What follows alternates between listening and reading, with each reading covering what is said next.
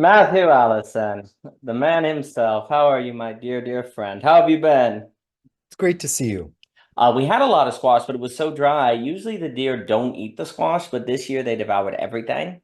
So the squash has been eaten, but Yeah. luckily, The idea of a vineyard. I mean, what isn't in the idea of a vineyard? hmm, You throw a whole religion with the that's idea of a true. vineyard, That's let true. alone the grapes. That's true. And and how that can slosh in the mind into these meta-metas that you and I talked about in another video, Mm. where we find ourselves abstracted from any originary, and every step we take is a point of departure, which is to say, meaningless. So we've already walked over that ground of going too far. We've had our original clearing of the throats, that is, scratching the vinyl of our own philosophical preoccupations, quoting Hume, quoting Kierkegaard. What's next? What's what's something that becomes alive for us as we get to know one another better? Mm. Mm. Well, I really liked how you were talking about the question of trust. What is trust? How do you trust? I think trust is a topic that seems obvious, but actually is not. I think I'm also interested in what you were saying on how does an example work? Why is it that we understand things by understanding them almost in this expanding terrain that includes things? Like obviously, DC Sendler talks about how in the Platonic dialogue it has this orbiting, right? And I've been reading a lot of Hofstadter on how analogy works. He wrote this book called Gödel, this famous book, Gödel, Esker, Bach. But my favorite of his is called Surfaces and Essences. And what he talks about is how words work, and they work kind of like an expanding halo. Like when I say tree, what is a tree? Well, it has limbs, it has roots, there's this halo that expands. And then when I go out in the world and I say that's a tree, I'm saying that that's included in the expanding circle of what is a tree. And when I say that's not a tree, the circle closes. And he kind of talks about a halo. And it's different than a definition, where a tree is a definition. It's like, no, it's more of this halo of experiences that are like one another. And so we bring them into relationality. And that's how intelligibility works. And there's this interplay between you can't have language without experience. Like you must experience a tree to then be like, oh, it is like that other tree, therefore the abstraction of tree has meaning in the world, right? There's this expanding halo. And I think that like if that's how intelligibility works as an expanding halo, it's kind of interesting because that's kind of tied to the question of trust too, where trust is the choice of how our halo should expand and how it should not, which determines the range of our intelligibility, right? Like how we understand the world through other people whom we understand the world. And if we take seriously Hume, the need to be concrete, then we need to make a choice on what we're going to trust, which then is going to determine the horizon by which we understand the world. But then there are vipers out there. Be wise. There are things you shouldn't, there are things that it's kind of funny if you think someone is dangerous, you might want to trust your discernment of their danger. There's a way in which not trusting a person might actually be a trusting your discernment of their character, right? So there's a few things that I've just been thinking about. Is it possible not to trust something? Right? Like even if you're trusting that, oh, this is a dangerous situation, you're trusting your discernment that this is a dangerous situation, right? Then there also seems to be a difference between the trust of saying, I'm going to actively be vulnerable to you, and the trust of simply, I never have had a reason to believe that that bookshelf is going to blow up.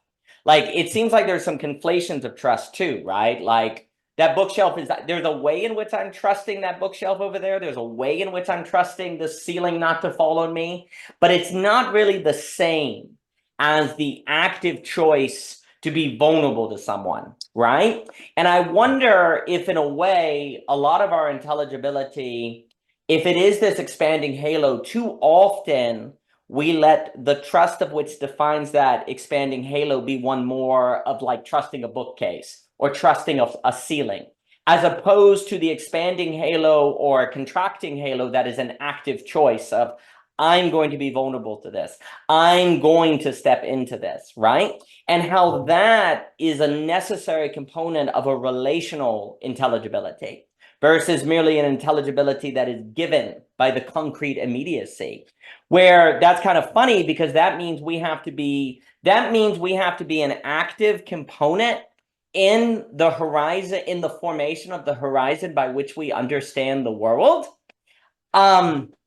And yet we often don't realize that epistemology is a matter of trust.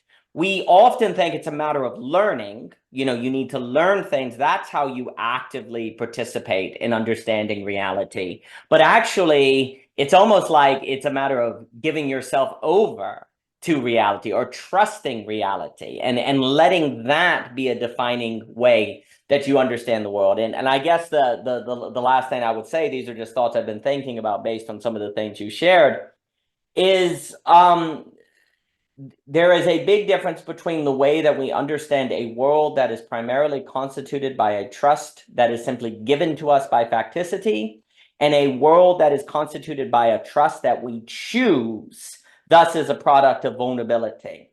And that second kind of understanding that has an active vulnerability is one that in a funny way the world would never tell you need to do. Like, does the bookshelf ever say that you need to choose to be vulnerable? Do facts tell you that you need to choose to be vulnerable? Does anything say to you in reality that you need to trust in this different way? No, nothing says that to you. And yet there's a voice inside that's like, you need to do this. Or there's an experience of others that's like, you need to do this, or there's something important here. And where in reality comes this feeling of a need to trust or a need to be vulnerable? Like, where in reality does this feeling come from?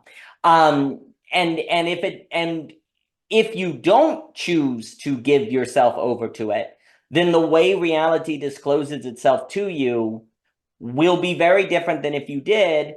And thus reality would never give itself over to you in a way to say that you missed something.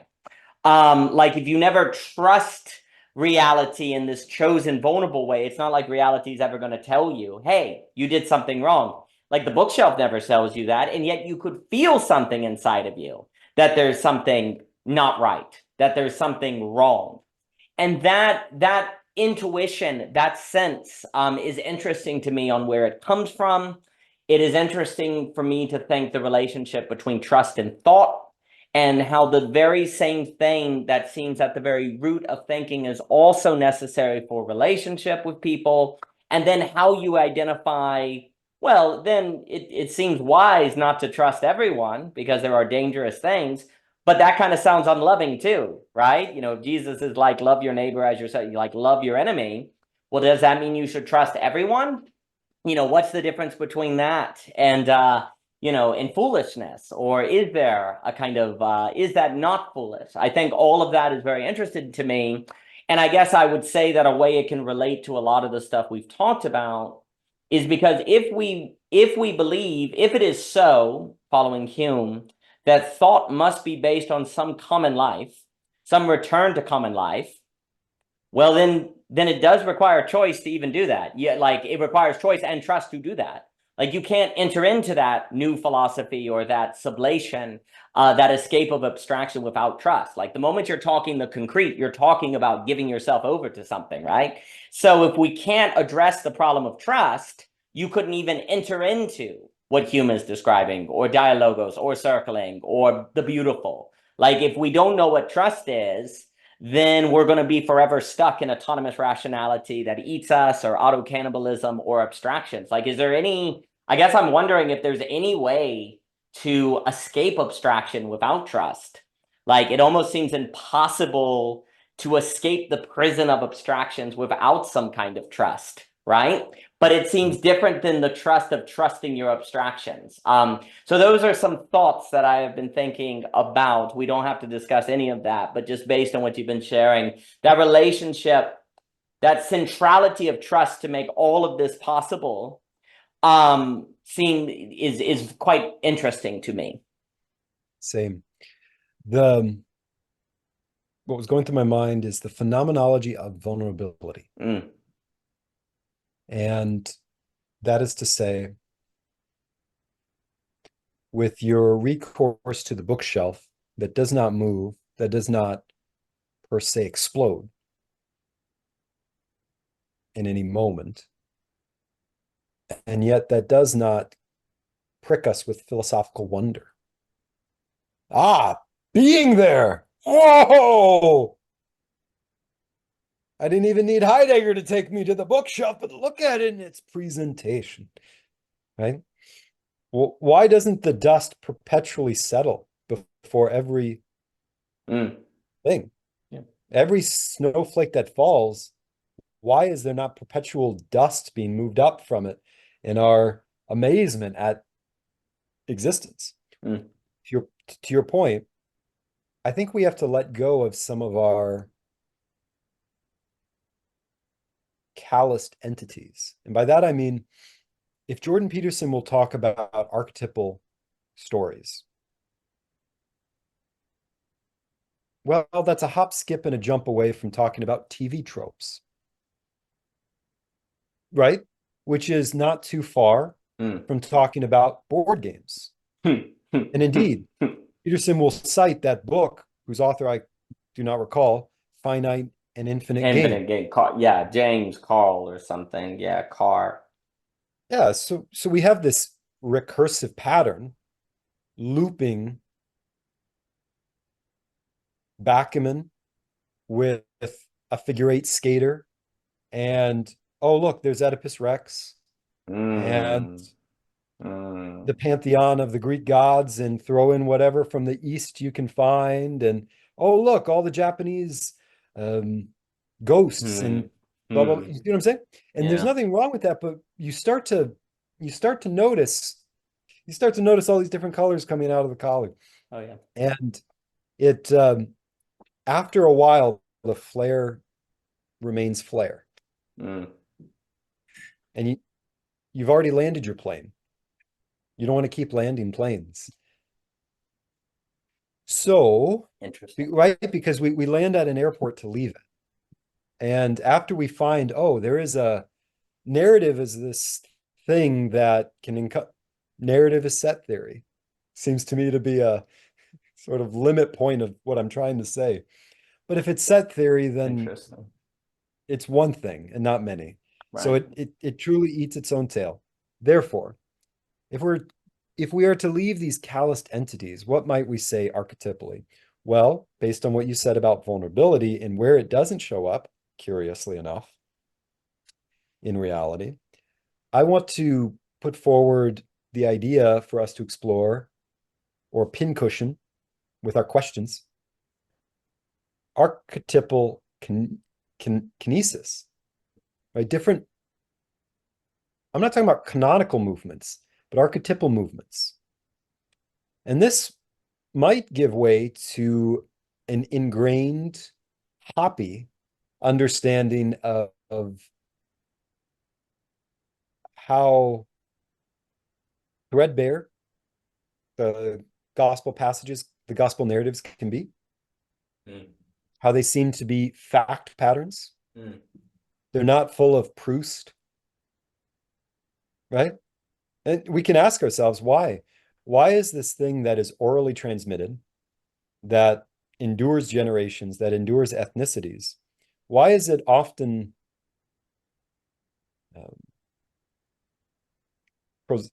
is prosaic the word? It's a fact pattern. It's simple fact patterns. Yeah. But Jesus or the actor is always moving in these things. Someone's sitting down, standing up, going home, leaving the house, pushing through the crowd, going to fish, not catching the fish. And then there's brief dialogue.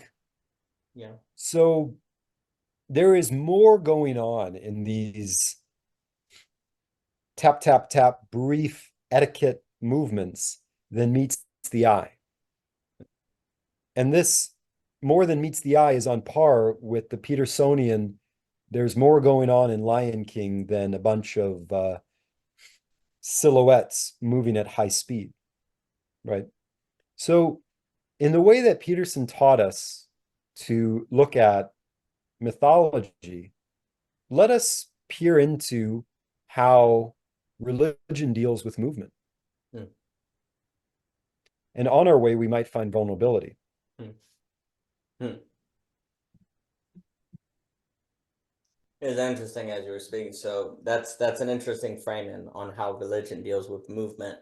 Because, we've talked about it before, if we just take a First Testament, Second Testament structure, there's an exodus, moving out of Egypt, moving into where God wants you to go. And then you move to a place where God makes you beautiful. And then in Paul, you're sent out to carry that beauty. So I always think there's an interesting relation of you're moving to a place to cultivate something you then take. Like you move, cultivate, take two. And then there's this kind of like structure between those where movement, it's interesting because movement is not for the sake of collecting experiences. It's for finding sacred spaces, right? Like here's a place where now something sacred can occur. And it's very interesting too, because in the religion, you would go, well, can't something sacred happen anywhere? Can't like anywhere work? And there's a way it's like, yeah, God can do whatever he wants, of course, but it's very interesting. It's like, why is movement needed? Can't God turn any land anywhere? But there's just some ideas like, well, actually, you need to move to become the kind of subject who can experience the sacred space, right? And actually, the sacred space has to be here in this land because the process that will have you move to it will condition you in a certain way so that when you get there, it will be a temple. Whereas if you just stayed where you were, you would never meet the conditions and be the kind of subjects who could actually experience the sacredness that is, yeah, sure, possible anywhere, but for you, it has to be there because of the trial and the journey that it takes to get to that place that cultivates you along the way. So it's interesting because movement is for the sake of experiencing a sacredness that theoretically perhaps could be experienced anywhere, just like anything could be beautiful. But for you, the particular person that God's spoken to, you must move there. You must come to this place. You must do this job. You must meet this person. You must, et cetera, et cetera, et cetera. And that may have something to do with the question of trust, because the wisdom of trust is a guiding of what do I need to trust to experience the sacred. Like it's not trusting. It's interesting because it's almost like trust is not a good in of itself necessarily, right? Because you could trust someone that deceives you, or trust the devil, or trust evil, or trust man, right? Like likewise, you can, love can be lust or manipulative, right? So it's so interesting because like, what is the end of trust? Like, what is trust for? It is trusting in the movement to the sacred place, but the guide of it then is trusting in the process for the experience of the sacred or the dwelling or the return to common life, right? Like if God says you must go to this land, there's a part of trust that is, okay, I'm going to trust that God knows I need to do that to be beautiful or to experience the sacred, as opposed to being like, well, God, you're God, make this place right now the sacred place, make my current situation one in which you can change the world, right? Because you're all powerful, but in a way, then you're not trusting that the movement is needed, that the process is needed, and different things. Some other thoughts that came to mind is I think often like on this idea where you're talking about the code and here, let's compare the Eastern mythology and the Western mythology, and we see these forms kind of appearing.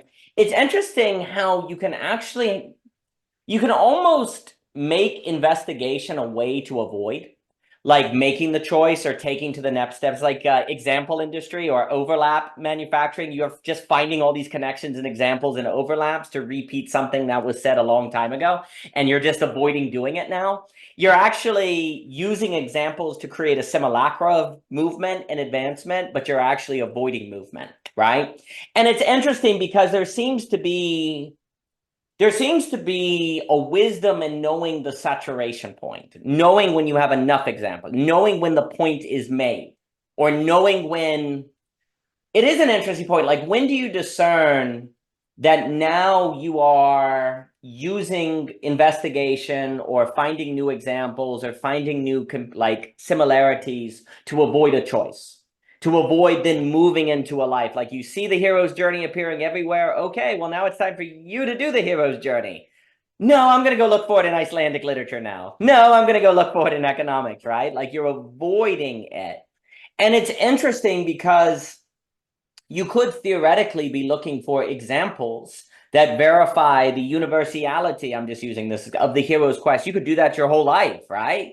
And, you could probably go around and find comparisons and similarities and make greater and greater lists.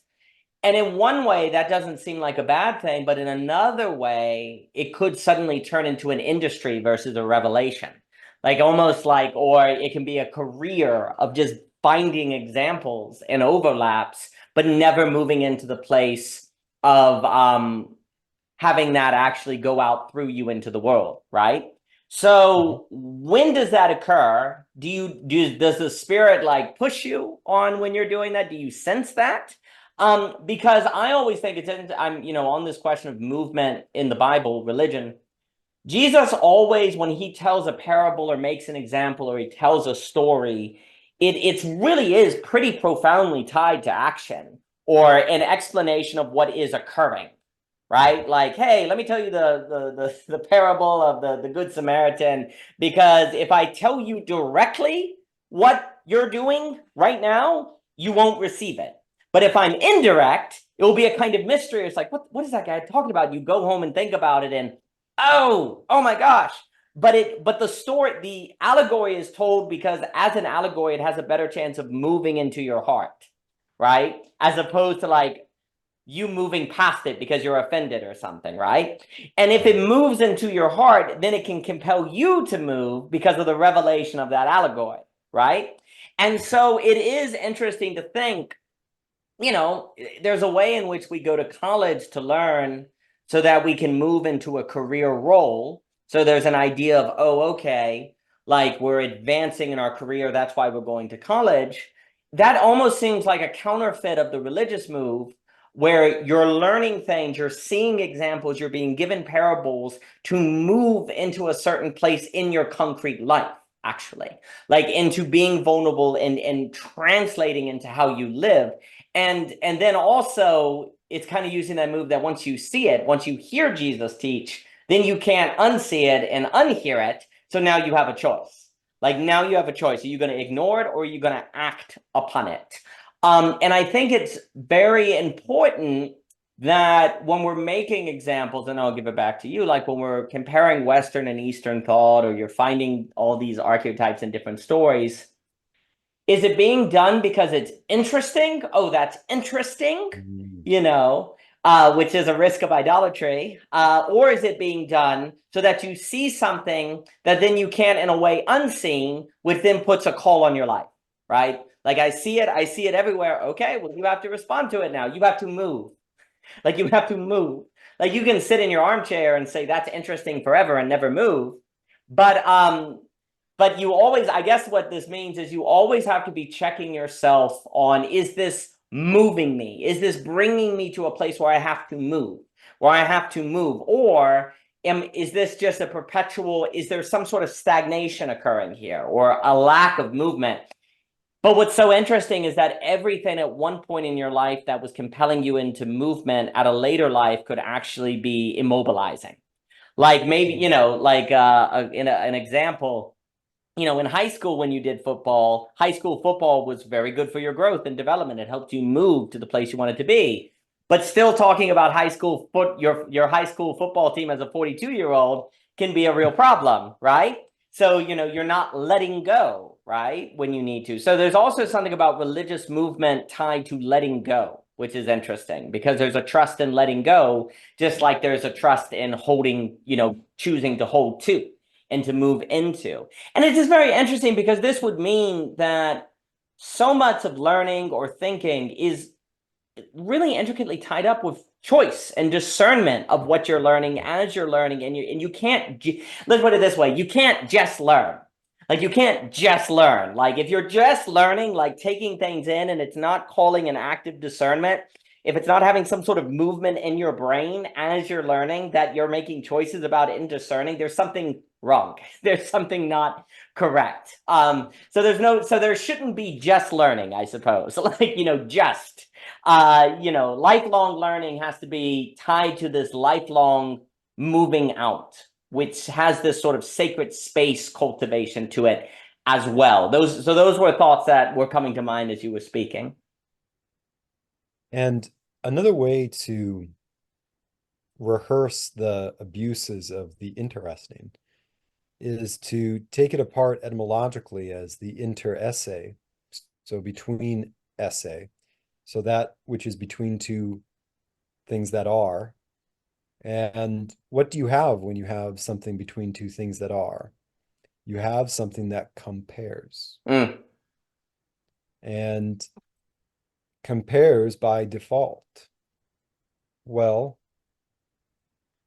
if we go about seeking the interesting, whether it's on Netflix or in a university, or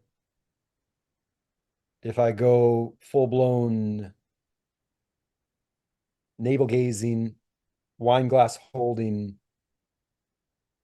haven't yet written Ulysses writer phase, and all I care about is how I am seeing the rain fall down the pane of my window. And it's not even a care about it, it's a care about the consciousness of it. Mm. And what my right hand morphing these 26 letters of the alphabet in cursive on this paper does for me. None of that is bad, but that does seem to be allowed to move in the gear of comparison. Mm. Because you're thinking, oh, this turn of phrase, that weather pattern, this mood. Ah, yes. Oh, now I have the right to go back to Plutarch. I found it. I found it. I can quote him now. See, I've done it. I've done it for myself. There's room for me, as Harold Bloom would say, right? I've misprisoned him and I've interpreted him wrongly, which is to say, I found room for me in the discourse. I've now begun to know the Western canon as I ought. Well, that has movement attendant to it, but it's a movement of comparison, which has in it the dregs of one of Descartes' meditations. Mm. Am I real? Is this hand real? Are all those people outside my window automatons? How do I know? Could be the Matrix out there. Well, in a romantic frolic heap of subjectivity, yeah, I think we reach one of the meditations of Descartes at least. So by comparison, things fall apart Mm. and the center cannot hold. Well, what is an alternative to comparison? Are the thing we're chasing known as movement Mm. together. This elusive thing that might have in it vulnerability. Well,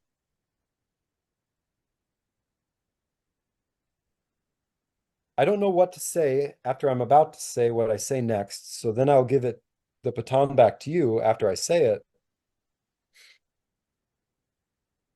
Movement translates, while comparison initiates. Comparison is the red carpet for initiation rites. Mm. Oh, that person over there, they know how to use that camera quite well. Man, look at them, the way they hold it. They always know how to look at things. They have these vertical bars and horizontal bars in front of them wherever they go. And whenever we sit down at a table at restaurant, they move the salt shaker. They can't help themselves. They move it to where it ought to be on the table, to be in that little corner of the square in the middle of their frame of reference. I never would have thought to do that. I thought it was fine where it was, but they felt it was out of balance. And that came from their 10,000 hours of being a photographer. Wow, I'm not that way at all. It wouldn't have occurred to me to move the salt shaker the moment I sat down at the restaurant table. Mm. Therefore, through this, notice, through this person, I have observed an occasion for me to begin something new. The adventure known as the initiation right into learning photography. Mm. So now it's a field as an occasion through dia, this diagonal of a person. Mm. Kierkegaard would be happy with this because he was all about people on the upper registers becoming poets and making every other person around them or every other thing an occasion for the initiation rite, the beginning to happen. Because I met this photographer and he moved the salt shaker whenever he sat at the restaurant table to where it was most right at the table, he has become the occasion for me to learn that I have an interest in photography that was not being nourished all these years. Right. So I have the note through the occasion of this person to begin. And now I can put my trust in the process of buying the camera, asking the questions, and taking that first shot. But all of it is imitation. All of it is comparison. And it's fungly. I think it's fungly. I think it's full of mushrooms. It's going to start to grow and grow, and then it's right. And then we step away from these pastimes. We call them pastimes. Oh, that was a period in life. Most of it sunk through the wood, but there were a few things I took from it, right? And I have them in my pocket, scrapbook stories, little proverbs that I say every now and then. I wasn't able to go as far as the photographer went. That's why he remains the ideal ahead of me. Right. This Petersonian archetypal figure of my own Proustian day to day. But I stretched myself a few inches. Never mind all those ruinous scraps and phoenixes with their heads cut off behind me of periods of life where I burned bridges, right? Because I bought all this camera equipment, sunk all these costs, and then found out after 3 months, I don't want to be in this room with PDF or with Adobe changing saturation for hours. No, I wanted to move the salt shaker. That's all I wanted. I thought this was an occasion. And someone will say, well, how is that any different than when I was 14 and there was an altar call? Mm-hmm. The sense of occasion can mislead us. Yeah. However, there seems to be a difference between that altar call and its very makeup from the way the photographer moved the salt shaker by habit. But I can't put my finger on what the difference is. Mm. But I will say we must continue to elbow out these comparisons as we use movement to translate. But I don't know what I mean yet. Movement seems to suggest the notion of translation over and against comparison. Magnificent. A few things come to mind. I often, a lot of the things that I think about is kind of basically orbiting this notion that we don't know how to do things we're already doing. Like, so for example, we're already trusting and we don't know how to trust. We're already loving and we don't know how to love. We're already thinking and we don't know how to think. And this is kind of why we end up in these kind of ironies and problems. So for example, we're already trusting, right? You probably have relationships, you probably have families, you're trusting the bookcase not to blow your trust. Like there's something like trust that is always already in operation. And because of that, it's easy to think that you don't need to think about it because you already do it. Why are we even talking about it? But then at the same time, it's like we're already doing it, but we actually don't know how, and we're not doing it right. And yet, because it works, then we struggle to know why we're not doing it right. So this is this weird thing, like with love, like you have parents, most kids, you love your parents, you love your friends or whatever. And then later in life, you go, wow, what was I doing? I don't know how I was doing something I was doing, right? And this is the mystery, because it's almost like as you get older, eventually it occurs to you that you don't know how you were doing the thing you did. And what you did in the past maybe got by, but now is no longer adequate. It's it's solid food, and you shouldn't be drinking milk still. And there's this weird kind of like, how do I reapproach something I already did and it worked well enough, and actually recognize that it wasn't like it was supposed to be? And this is where I think this question. So the reason I say all of that is because I'm thinking about comparison. And it basically, following Hofstadter, and I think this is true, a lot of the language philosophers, Kripke and all this, all Kripke and everything, basically all thought starts with comparison. Like you compare tree with your idea of what a tree is, there's a comparison, right? You see, oh, I could be like that, comparison, like perpetual comparisons are going on, right? But there seems to be a difference between a comparison. Maybe I would word it like this: a comparison to contain. I'm comparing to contain the potential of becoming a photographer. Like I'm containing something. Something is now in me, the comparison. And the comparison contains the experience. But then what's weird is the natural thing we tend to do is go from, and I'm not sure if this is the best word to language it. I'll use it here. You compare to contain, but then what tends to happen is we compare to capture. Like we capture the thing. Oh, it is what I compare it with.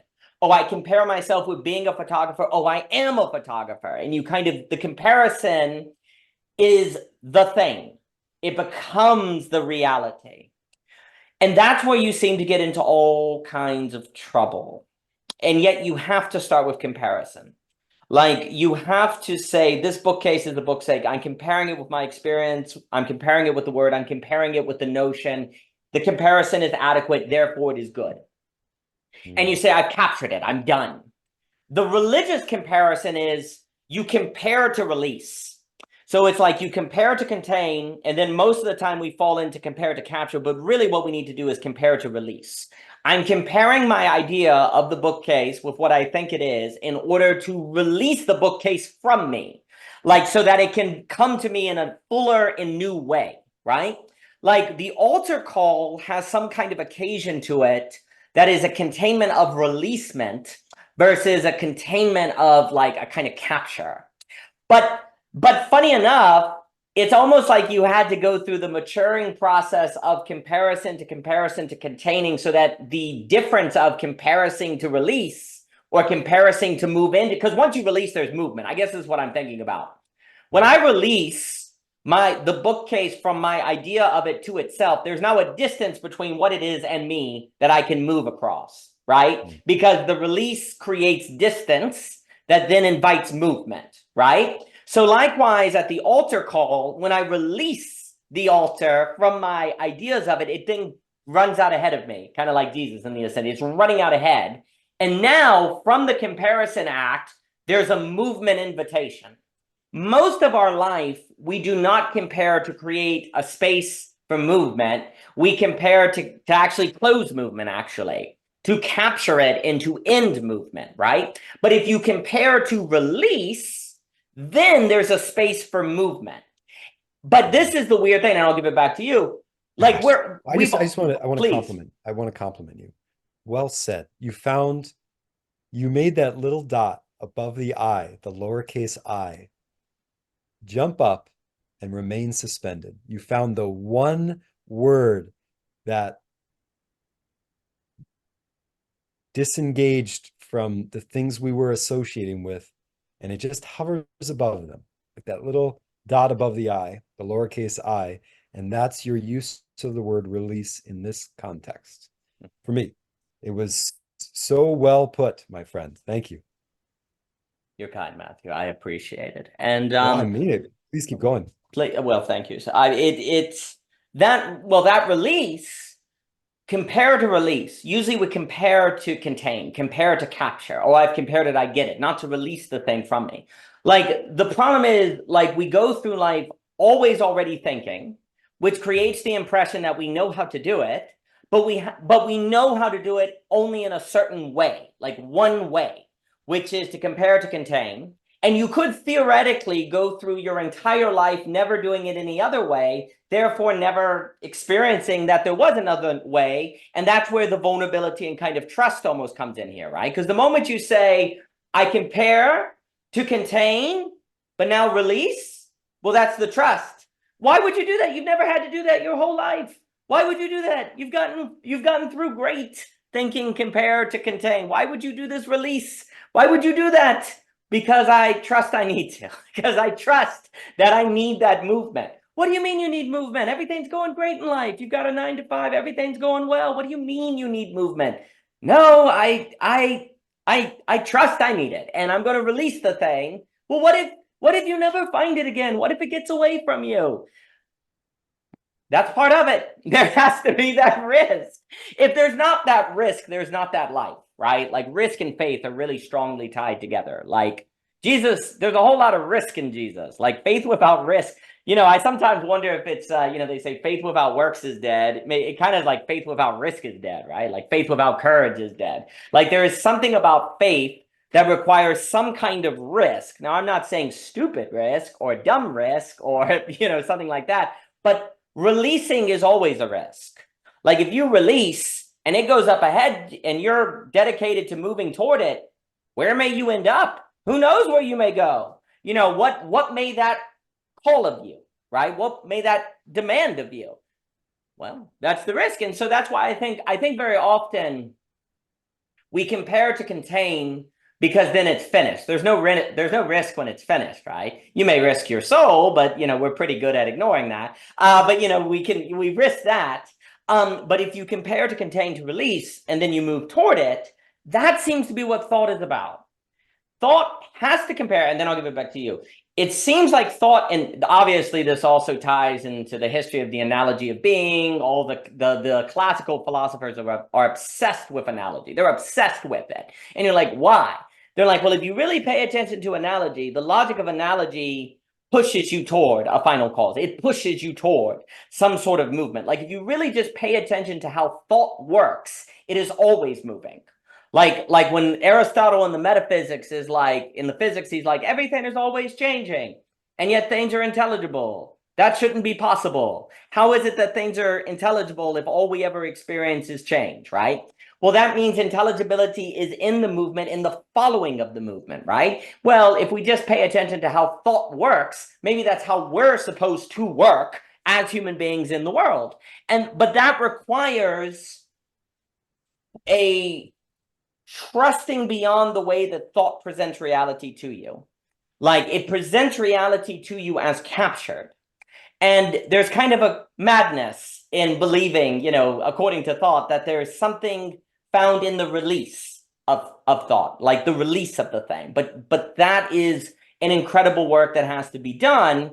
And again, we spend our entire life using thought to contain. It has to start in comparison.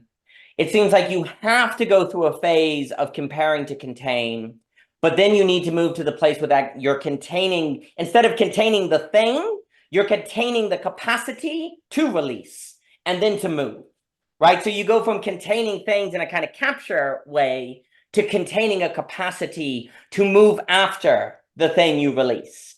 And I think that what ends up happening, though, and then I'll give it back to you, is you can make an industry of always finding new comparisons. You can spend your whole life finding new comparisons, a new interest, and another thing you compare yourself with, wealth to be like, but it's like vanities of vanities. There's always another book to read. There's always another thing to be like, but you've never ever in that infinite chain, that infinite chain of comparison, you've never released. And because you've never released, there's never movement. Like, there can't be movement until there's release. But then right there's trust and vulnerability right at the heart of the very act of actually moving thought to moving you. The moving you. On this note of movement as translation, we should bring in the dumbbell weights of guilt so that we can dispense with these dumbbell weights. What do I mean? Guilt is a strange, oppressive weight whereby movement is charged with static electricity.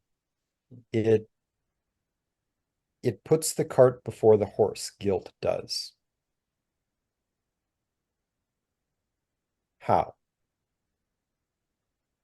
Saint Maximus talks about this, but without quoting Saint Maximus, let us look to Saint John the Theologian. What is the simple detail we are given? He whom the Lord loved, he whom, moreover, at the Last Supper, where was he found?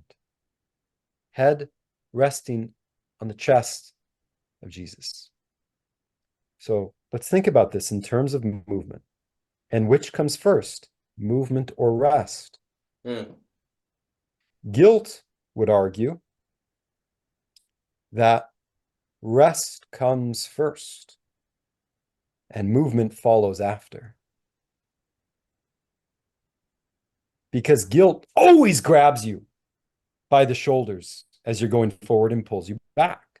No, you haven't fixed what's back here yet. Go back. There's something left. There's something remaining. Can't go there because there's unresolved issues back here. And it takes this MacGyver metaphor of dwelling as its carapace.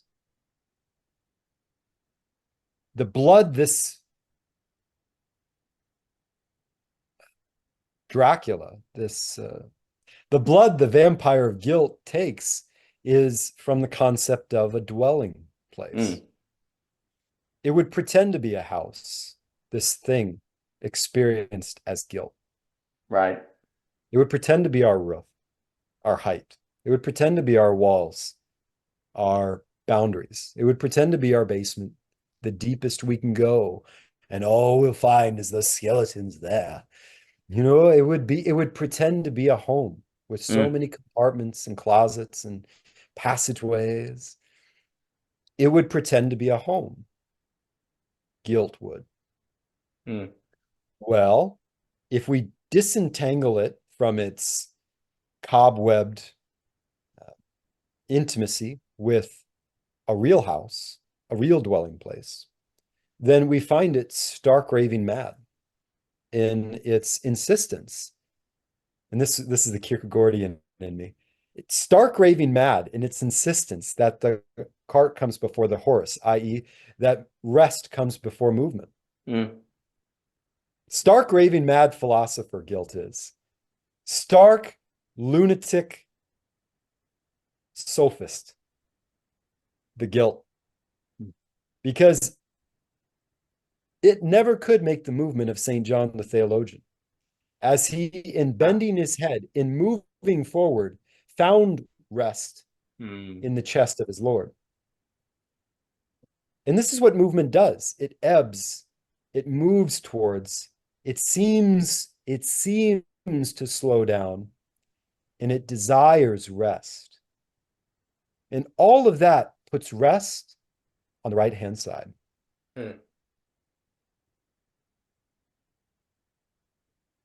It makes movement prior to finding the rest. Rather than, as the lunatic guilt in his sophistry would pretend to articulate, that this sophist, this lunatic sophist, parading his guilt, would put rest before action. And he in his sophistry could not understand the movement of Saint John the theologian, who in his movement came to rest on the chest of his Lord. Mm. Now notice this is an intimation of what action does, of what movement is, how it is translating, what it is translating. Because we walk to embrace, and then in that embrace we clutch, and in that clutching there's a sense of release, to use your word, where the chin finds that little cavity, that little depression on the shoulder, and there's this split second where you sink and let go as you're holding on to the other. You let go as you're holding on to the other, and then you have to come back. And you don't know what's happened, but you always do it. And reflecting on it is to begin to craft a fiction, not to do it. And so we become silly at that moment and find something else to do, which is fine, because that's what movement in its blessedness allows us to do. It allows us to move on. So St. John shows us that movement pushes rest to the right-hand side. The lunatic sophist, known as guilt, would put rest first, moving motion to the right-hand side. But that's not how we move or are moved. And certainly that won't move guilt for us. So guilt is this thing that has to be left behind because it will not move with us. It knows movement as the later thing, not the former thing. And so it's its own argument against itself. It doesn't believe in the beginning of the sequence of events that led to where you are now, rifled with guilt. It doesn't believe in a past, this thing which is trying to drag us into the past, right? It cannot trust in prior motion, and yet it's trying to be our prior emotion.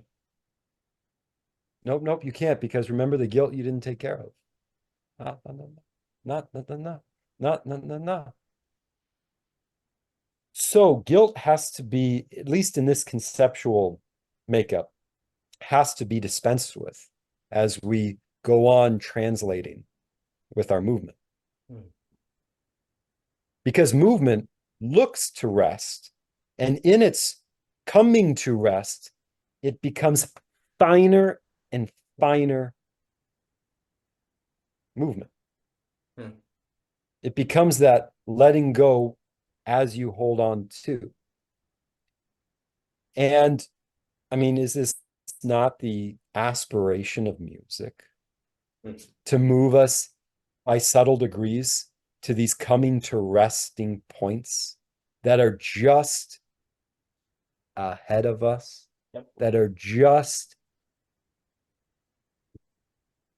somewhere between, beyond, and within reach. Is that not, in its perverted forms, is what beguiles us as the golden carrot at end of stick? Capitalists of the world assembled as a choir, right? Is this not the thing that makes the rat move in the maze? This perverted resting place ahead of movement. So combat the guilt behind and the golden calf, golden carrot ahead, so that we can begin to halo this finer movement that we're trying to put our fingers on. Brilliant. We're trying to, biologically speaking, come to rest in. Brilliant. Few things. So I love how you describe guilt as a vampire castle and how like a vampire castle is not a home. That's so great because it is like this maze, and it's interesting how a vampire castle is kind of infinite and yet not a home, which I think is the character. You were saying something also very important about how guilt undercuts its own logic, right? Basically, all sin has to be auto-cannibalistic, self-cannibalism. It has to be this thing that eats itself. And the vampire castle is like that. In its very infinity of passageways and possibilities and secrecies becomes a place that's not even a place. It's a parody, really. And that's what we want to look out for. Like, it's generally a pretty good heuristic to avoid anything, to avoid the auto-cannibalistic. But the problem is the auto-cannibalistic is not easy to identify. But if you see it, if you see something that's logic of operation must negate its own possibility, don't do that. It's probably a counterfeit of the real thing. Like you could say there's a difference between the guilt that freezes you and the guilt that says you're not moving like you could. Like there's a kind of holy guilt that's almost your own conviction of your right, Lord. Like the guilt of being before the Lord and that glory and not living up to it is very different from the guilt of go back here and don't move, right? But the key principle of the difference is the feeling of unworthiness before God is precisely the invitation of, well, come on then, move more. It's an invitation into movement as opposed to a paralysis, to the point where the word guilt doesn't even seem right to describe it, because it turned out it was that feeling of unworthiness that was the necessary acknowledgement that you haven't done that which you could and now you will. And so that's very different, because that logic is not auto-cannibalistic. It moves you, right? It is not negating its own possibility. And I think very often, like something like guilt, where Christians, it's like, in one way it seems bad not to feel guilty for sin, but in another way it feels not correct. Like guilt seems problematic, right? Like, so what's going on here? How do we navigate this? Well, look for the auto-cannibalistic version of it. Don't do that one. Do the one that compels you to holiness, right? And also critically, whereas the auto-cannibalistic guilt would keep you in it forever, the feeling of unholiness would have you leave it behind for good. Move on, right? So that, I think, as a kind of heuristic is really quite powerful. I think what you're describing, I think generally sin is a stop and eat yourself, whereas holiness is a acknowledge, go.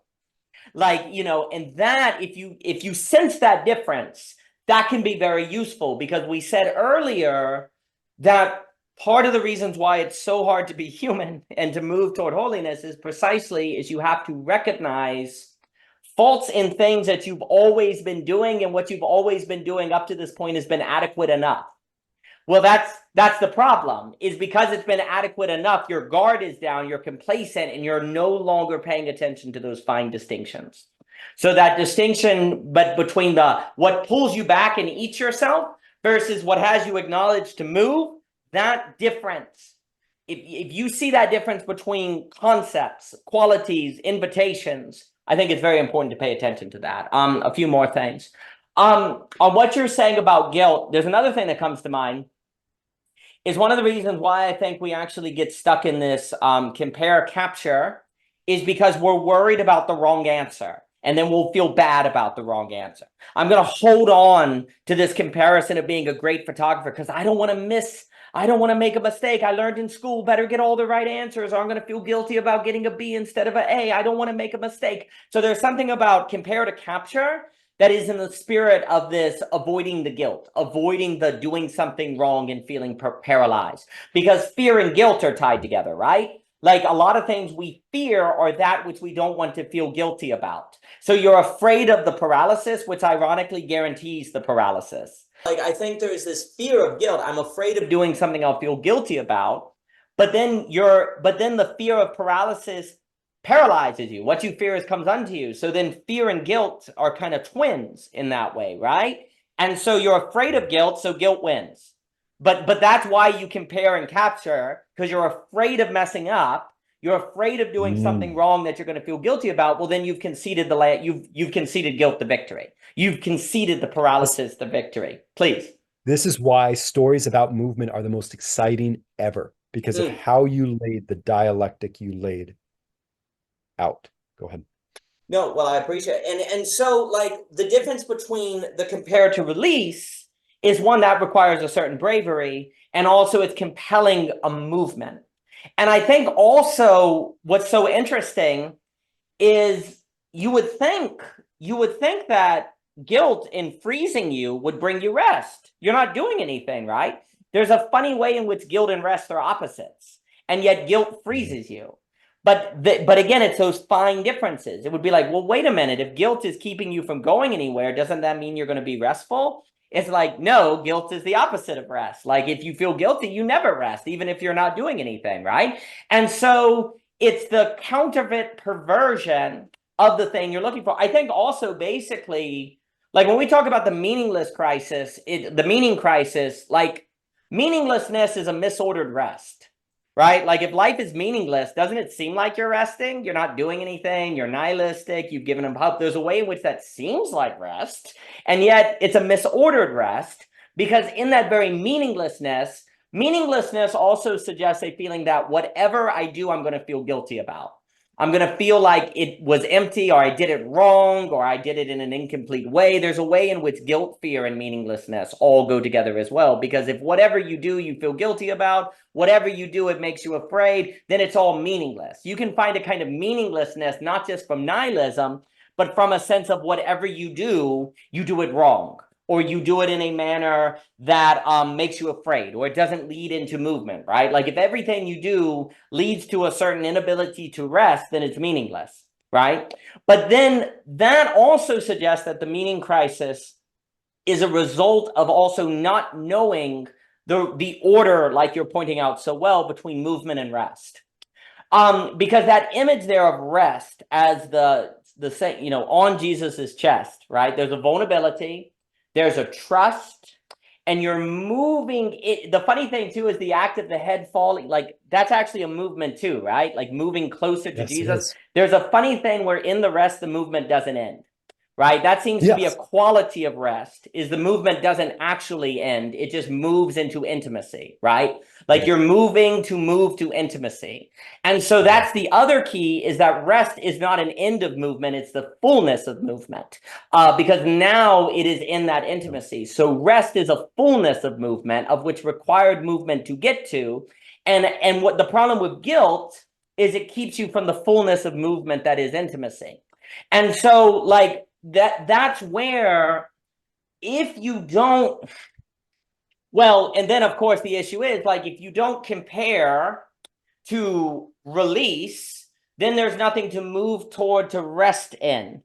That then go, like, in a funny way, in a funny way, that when the tree becomes beautiful to you, like there's this idea, we talked about it before, and Jock in his teaching, and we've talked about it, where your right relationship with phenomenon is supposed to be one of a kind of beauty, right? Not merely aesthetic, but a calling to a sort of higher-ness. When you compare a tree, just to keep with that example, when you compare a tree and you release the tree, you then put it at a quote-unquote distance from you so that you can move toward it, and now rest in the tree is possible, which means beauty is possible as intimacy. You can now have an intimate relationship with the tree, as opposed to before you could only have a knowledge comparison with the tree, right? You had to create the distance to create the movement so that there could be rest as the fullness of movement, right? In intimacy, right? So the tree can only become beautiful if you release it and then move toward it, just like Jesus, they move toward Jesus and rest in him. So you can't rest toward anything. Beauty is rest, like beauty and rest. When you experience beauty, you're resting. This is what I was moving to. This is the fullness of movement. Now I have an intimate connection with this tree, right? But in order to get that, there had to be this release to push away, then move toward, then rest. The meaning crisis is basically the stay here until you're worthy of moving. Well, here's the funny thing. This is why it creates the meaning crisis. If we use that language, then I'll give it back to you. If you're here and you're saying, wait for meaning, and yet it's the act of moving away and moving that creates the experience of intimacy, then by definition, there is never any movement that could generate the rest in which meaning and beauty can be found. Because it is inseparable from the release that creates the distance, that then makes the movement, that then makes the rest, right? There is no meaning and beauty without this movement, without that form. And so anything that keeps you here must be meaningless. It must eat you, and it must be auto-cannibalistic, right? So as a formal heuristic, anything in your life that says, stay here until there's beauty, stay here until there's love, stay here until there's meaning, it must be auto-cannibalistic. And it cannot generate its endpoint, because the endpoint is a product of the release, movement, rest. That's it. There's no other way for it to manifest. And that's why you have to have this release, move, rest. Release, move, rest. The comparison that everyone starts in is to compare something that you can release, not to keep, because if you keep it, then, men cannot live on what they keep alone, if you will. But ultimately, you will become auto-cannibalistic. You have to release, move, and rest. So I really appreciate what you're saying, because then I think also it's a very helpful heuristic, and then I'll give it back to you. Because if we're asking, what is the difference between a wise trust and a naive trust, right? Okay, well, the naive trust is the one where you end up here and you're trusting that you stay in the guilt long enough, it will turn into beauty and meaning. Like, I'm trusting that if I just stay in my guilt, God will use that guilt to actually, create meaning and beauty. It's like, no, because the logic of that trust is one of never release, move, rest, right? So this cannot be what trust actually is. This must be a perversion of trust. But then if you say, well, wait a minute, I need this act of trust where we create release, movement, rest, well, then I need to trust. That's not naive trust. That's a trust I need to do. Oh, and a good sense that it's probably a trust that I need to do is I keep coming up with a lot of reasons for why I shouldn't do it. Okay, that's probably, when we come up with a lot of reasons for why when we shouldn't trust and it's kind of nervous, angry, that tends to be an indication that we should. Now, you have to examine it, because does it have that structure? Likewise with many things, with love. Is this a love that when I'm in love with this woman, it keeps me insular and I'm no longer talking to other friends and I'm ignoring my family and I've given up everything? Well, there's an auto-cannibalistic risk. And actually, I feel guilty if I go and talk with friends and don't bring my girlfriend along or something, right? I feel guilty. That's a problem. But then what if it's a love that actually, no, when I release, I don't feel like I have to clutch the love. In fact, when I release it, it moves me in more intimate ways in all my relationships and all of my works. And actually, I feel a greater rest in all of these different things that I do in my friendships. Well, then we have a release, a movement, rest structure there. And so I think just following that heuristic can be helpful on many of these different issues. But I give it back to you. Indeed. In that use of the word heuristics, I would follow with as translation in our movements. Heretofore, I've wanted to talk about this for a while. I have been meditating on the manna in the wilderness. And particularly on the manna given in the 6th day. And more than the manna, the portion of manna, or what am I saying? The double portion of manna. And more than the double portion of manna, the why of the double portion of manna for the 7th. Now, before we can say such things, let's heuristically take our steps back, 5, 4, 3, 2, 1, and go to Egypt. I am convinced that what is popular nowadays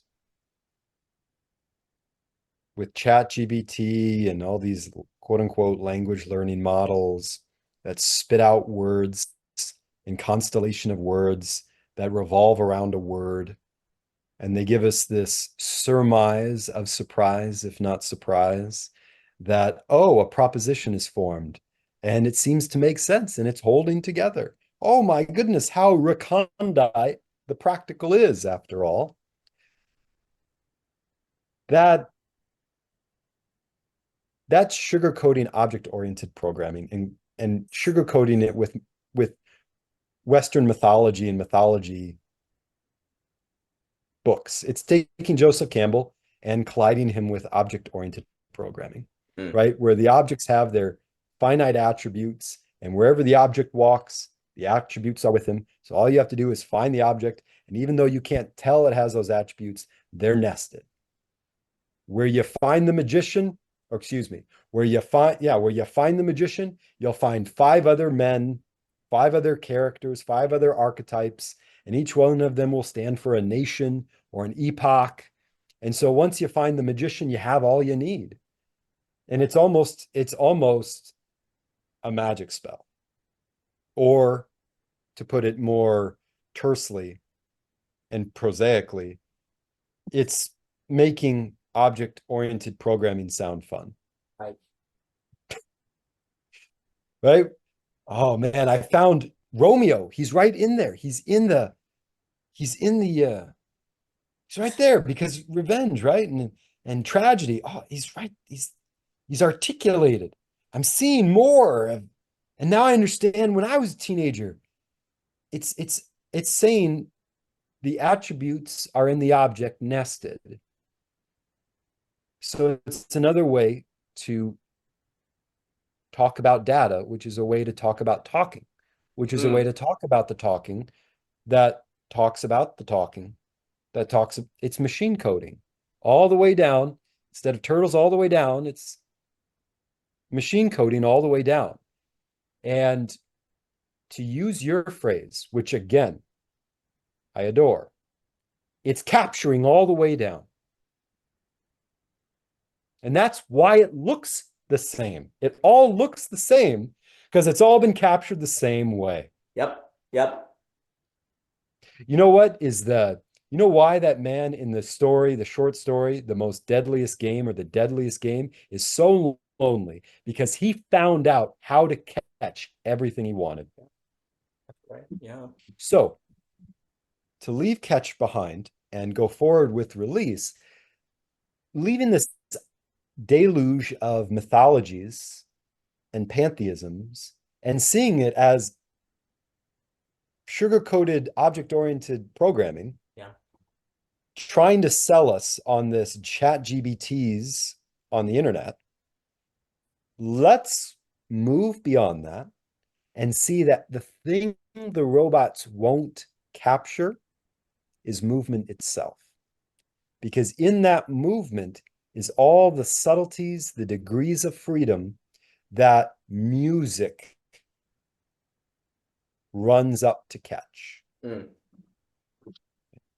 And now to that double portion of manna, heuristically, we take our steps back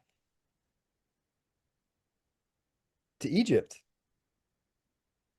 Now, here's an instance of movement having the day over archetypal heroes.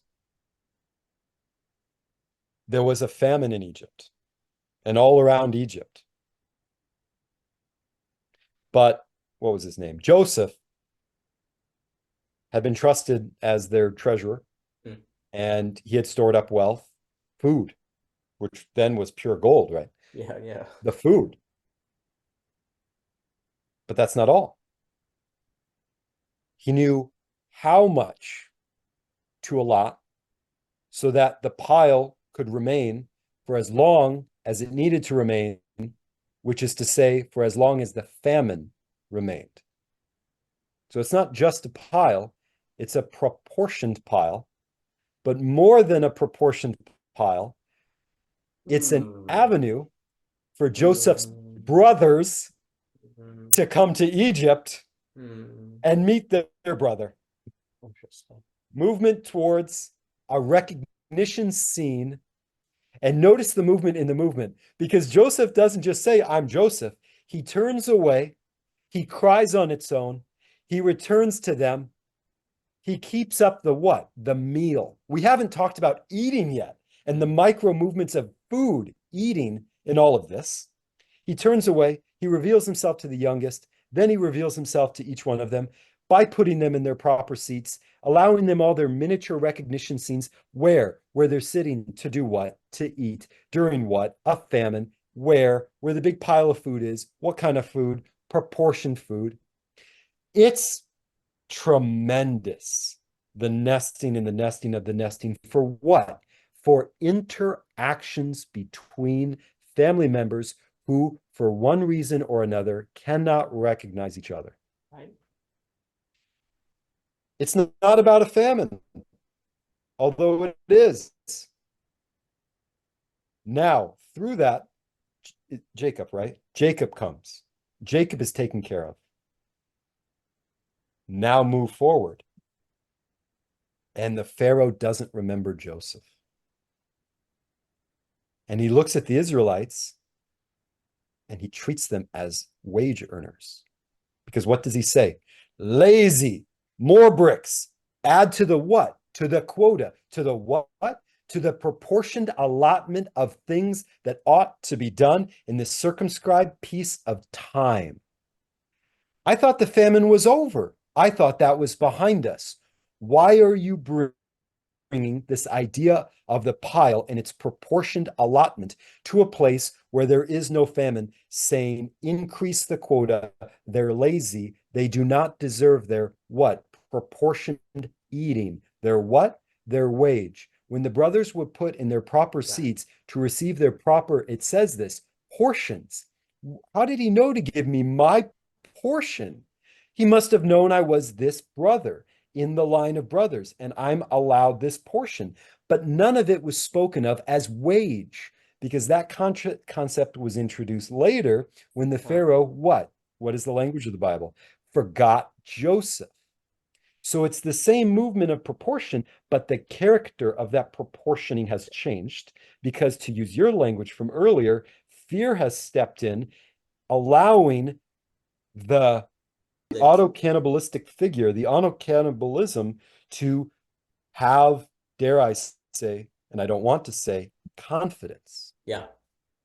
And so they're beginning to become captured by the very thing that was there to save them while there was a famine, but now there is no famine, and they're being captured by the very thing that was saving them during the famine. But when there is no famine, is the thing that's making them slave laborers for a wage, where no one knows where to sit anymore at the table. Excellent. Because it doesn't say they're sitting anymore. It says they're out there working in the field, not a table, it's okay. So how are they going to learn release in all this capturing? Right. God says, let my people what? Go. Right. To do what? To worship me. Well, why not here? Indeed, that's a good question. Why not here? Why go? And then it says, his heart was hardened. Increase the quota. Now, this relationship between the hardened heart and the increase of the number of allotment of a thing to people, whether it's this much grain during the famine back then, or this much brick you have to produce in this halo of time.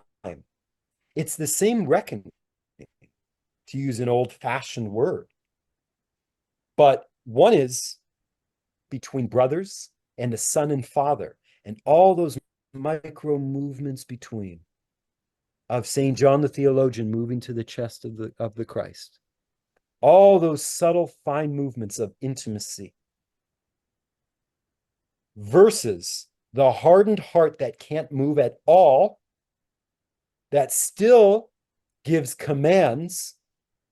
The sun will shine when I tell it to shine, but from a hardened heart, all it can hear is produce. It's strange, is it not? How the world is retranslated by our movements, even when the movements look so similar. Yeah. Outstanding. We can't get this with object-oriented programming. No. No, because I think so much of this principle is temporal, because what is fitting for one time in a time later is not. Could object orientation tell you the difference between quota and proportion? And that seems really quite important here, because, as you were speaking, it is interesting to think that proportion, because you asked a question earlier on the difference between guilt and the gold calf, right? Like at the end, retirement, I'll get this thing, right? Both of them have a similar logic in that once I get the gold calf, I won't have to move anymore. Like it seems like movement, but it's actually not movement. Let's put it as the gold calf is movement to something that you don't rest in because the movement ends. Like in rest, it's the fullness of movement, but the gold calf is the end of movement, actually. And that seems very important. Like once I get this thing, I won't have to do anything anymore. Like, well, the funny thing is once St. John rests on Jesus, he has to give his life to Jesus, right? There's a lot you have to do. There's like a deeper rest that's given in there. Whereas our idea can be once I become the CEO, once I get retirement, once I get the gold calf will do everything for me. St. John does not rest his head on Jesus because Jesus is going to do everything for him. It's because he loves him. And that seems to be critical. Movement into a place of love versus a place of expectation. That seems to be a big part of it, because the gold calf is, you're expecting, it's God. It's going to do everything. It's going to defeat our enemies. There's expectations. What was about Jesus? You're going to drive out the Romans. There was freaking expectations. Oh, we've moved to the place where, the Savior will come and kick out the Romans, right? But it was actually the end of movement because it's all done. Where in St. John, you're not expecting Jesus to do everything for you. You're in intimacy with Jesus. You're resting in the person of Jesus, not with expectation. You're resting in that intimacy, that coming closer to them. Which if you think about it, in intimacy, there's a kind of forgetting of expectation. Like there's just receiving, actually, in a funny way, right? Like there's in intimacy, it's not expectation, it's the receiving of the relationship. You're just receiving more and more and more and more of the relationship. You're not expecting it, it's just happening in that place of rest, right? And then if it goes away, you don't expect it.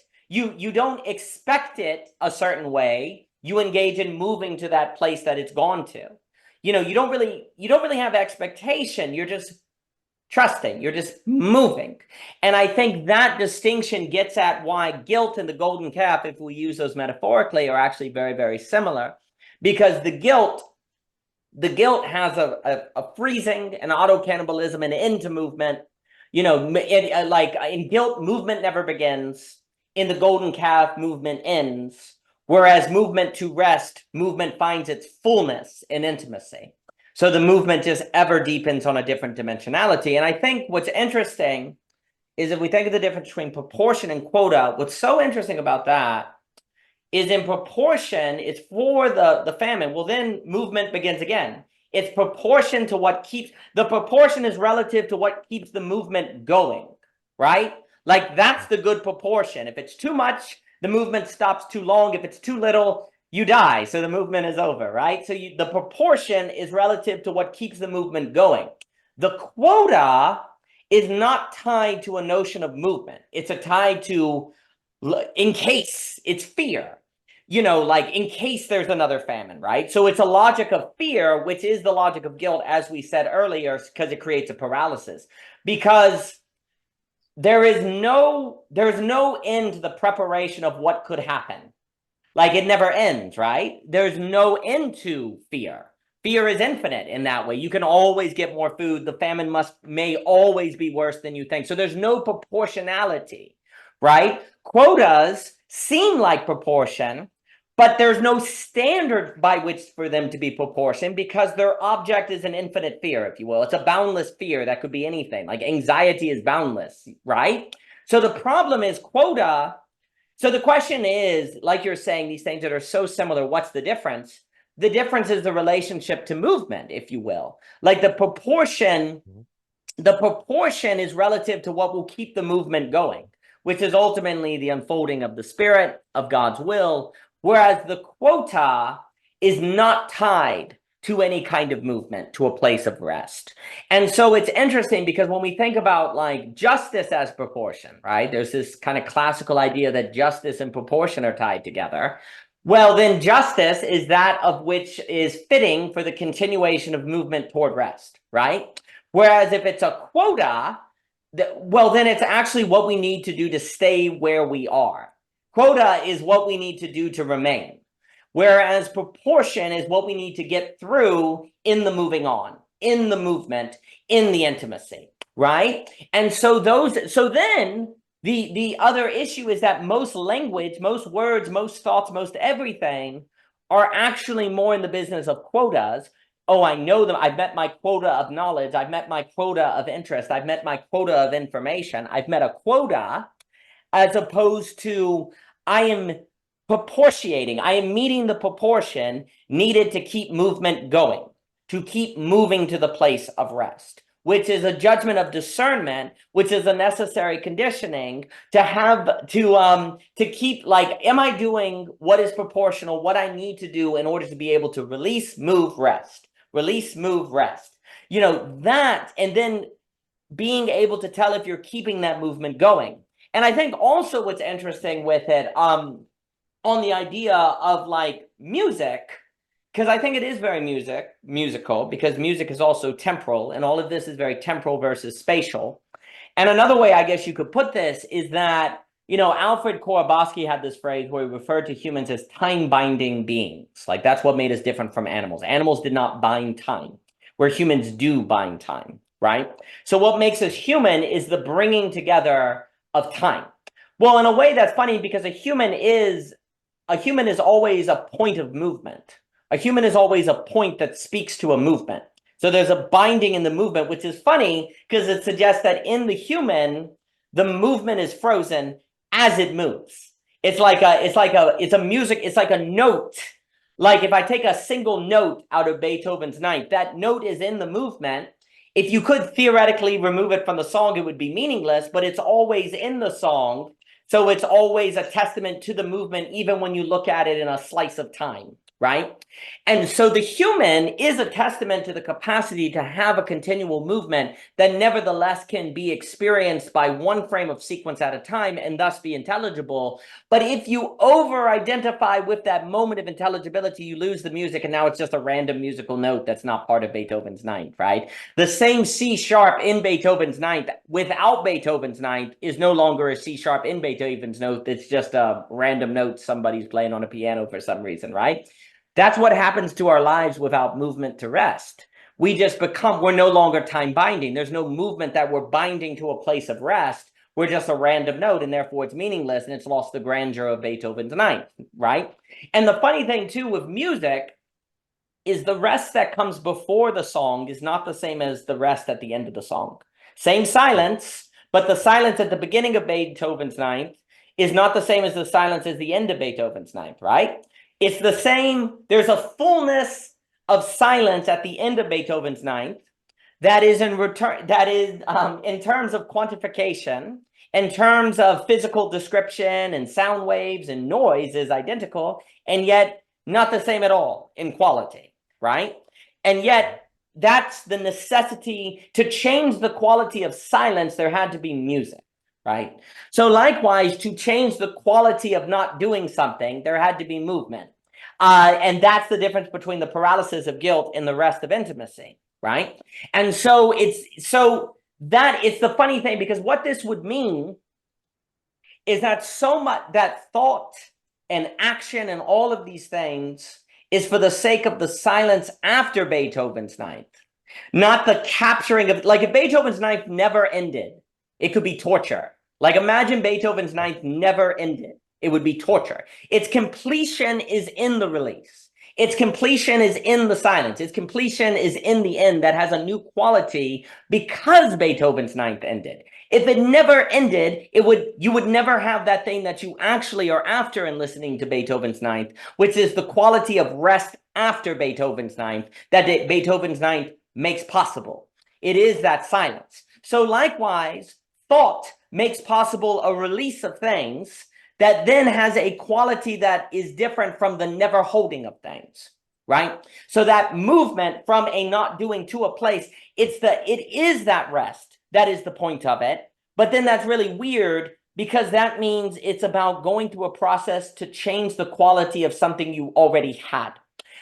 Which makes it seem like you did nothing, but this is the Eliot, like, return to the beginning for our first times, to know it. You know, we return to the place of our beginnings to know it for the very first time. We return to the silence after Beethoven's ninth to understand and know the silence before Beethoven's ninth for the very first time, right? We take something we think and release it to move toward it so we can know the thing that we held and compared at the beginning for the very first time. But you have to have that release. If you do not have that release, movement, rest, then you're going to have meaningless. You're not going to have music, and you're certainly not going to have that silence informed by the quality of the music that music made possible to you in ending, but therefore took you somewhere that you couldn't have arrived at any other way.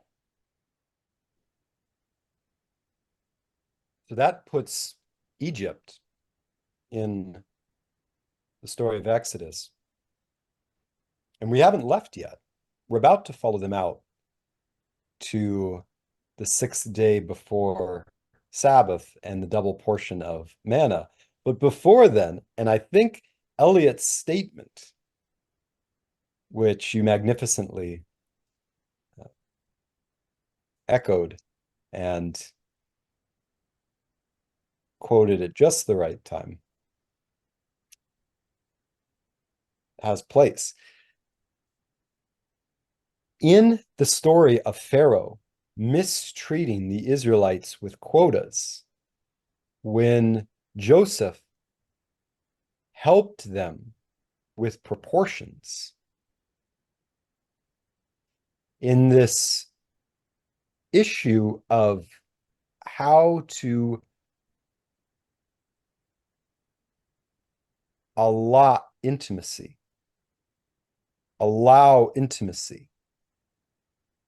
in due measure so that it never ends, but also isn't everything at once. Well, in that story of the hardening of Pharaoh's heart, they're lazy. They're lazy, is what you had said earlier, and indeed is even in the narrative. It says he was afraid of the Israelites. Seeing them grow in number, he said, they could rise up against us. We must oppress them with toil and labor and build our structures. Now, in a book full of movement, mostly similar with significant differences, what does that sound like?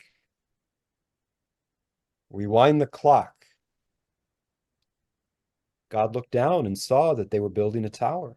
He said, now nothing will seem impossible to them.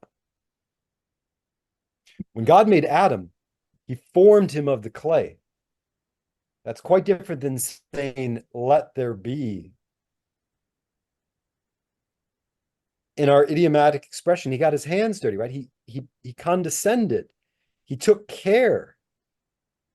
So too, let us take care in noting the different kinesis, the different movement of Pharaoh and God with respect to their hearts. Wow. Because the one was hardened and the other was not. But they were both seeing something so similar before them. In the Tower of Babel, now they were building a tower up to heaven. Now nothing will seem impossible to them. Flash forward to Pharaoh. They are growing in number. They might rise against us. Come on, in a world of temporalities and movements, that's pretty close. But what's the difference? God confuses their language so they separate, gives them space. The one thing they weren't going to have as they were going up, he gave them space. Pharaoh gives them everything except space. More, you will need to make. And they even say to them, how are we supposed to? We needed the full day yesterday to meet this quota, and now you've doubled it by telling us we have to go get our own straw and bring it here and tamp it down with the brick. That requires another day, but you say we have to do it all in today. How can we do that? You've not only taken our space, but you're trying to, it's absurd what you're trying to do with the space that's already compressed. You're trying to put more in what is already infinitely dense. You're trying to make our day as hard as your heart. Just as at the Tower of Babel, you are giving us as much space as the east is from the west, if I may say. You're giving us as much space as there is time for repentance in this life, right? As much space and relaxation and peace and calm. The difference between the two hearts. Why do I say that? Because I think that whole question as a case of the Tower of Babel is brought forward to come up in the center as an epicenter in this case with Pharaoh. Because he chooses not, when he sees the Babel moment, to say, now nothing seems impossible to those Israelites. Let's confuse the language so they give each other space. Instead, he says, make them work together more and more and more and consume every minute of their day with efficiency that can't have an end. Because if one day is supposed to produce the work of 2 days, you will never stop working together. You will never stop working together. You will never stop building Egypt as the most powerful foreign group of all, the Israelites. It's such a strange thing that Pharaoh was cooking up. And that oppression on them was the oppression of his hard heart. So when God says, in the midst of all that capture, release, let my people go and worship me, we can now, I love how you brought it out. We see that dynamic whole of the proportion and the quota. But now they go out into the wilderness, into the desert. This is interesting to me because we see them in a place that is reminiscent, but not the same, reminiscent of the time when famine actually occurred in the land. And one other thing before we go into the second famine of their translated movement, notice what eating together is. When a person eats, I mean, think of all the micro movements that are going on. A thing goes in, a thing goes out and around and captures and then tears, but then builds up with. But notice, so when you eat something, you take its place. But when you eat together, or maybe even eating alone with prayer, because then you're not alone. But when you eat together, you're eating a place. I know this is weird, but when you eat something, you take its place as the eater. And when you sit down together to eat, that occasion eats itself. Because it eats whatever else you might be doing.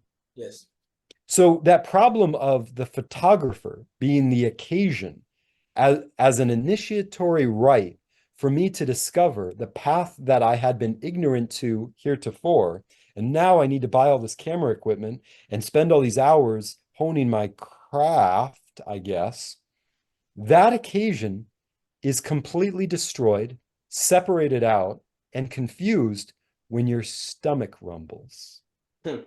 What an interruption in your pristine movement forward to become a great photographer, right? You've went to Walmart, you've bought your camera, you have the tripod, and then It's on your shoulder. You're ready to put it in the back of the truck. You're going to go to the Rockies. I'm so hungry. I'm fatigued. I'm wearing out. I'm starting to I need to sit down and eat something. And yeah, that tripod, it can slide over my shoulder. I'm starving. What is this impertinence? What is this thing that I haven't named yet that's eating the occasion of me becoming a photographer? Eating and the occasion of eating eats the occasion of us becoming oppressed by quotas.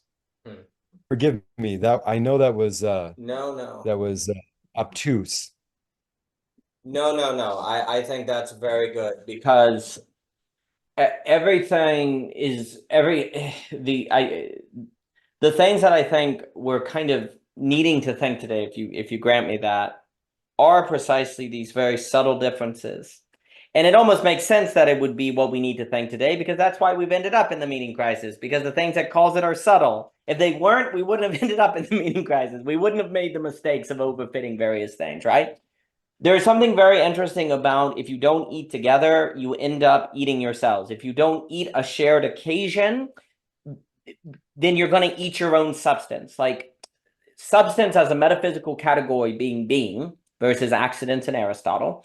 And we've talked before about Leibniz and Descartes, where really reality is more geometrical in situation. What is fitting is for humans to basically eat or consume or get energy from a situation.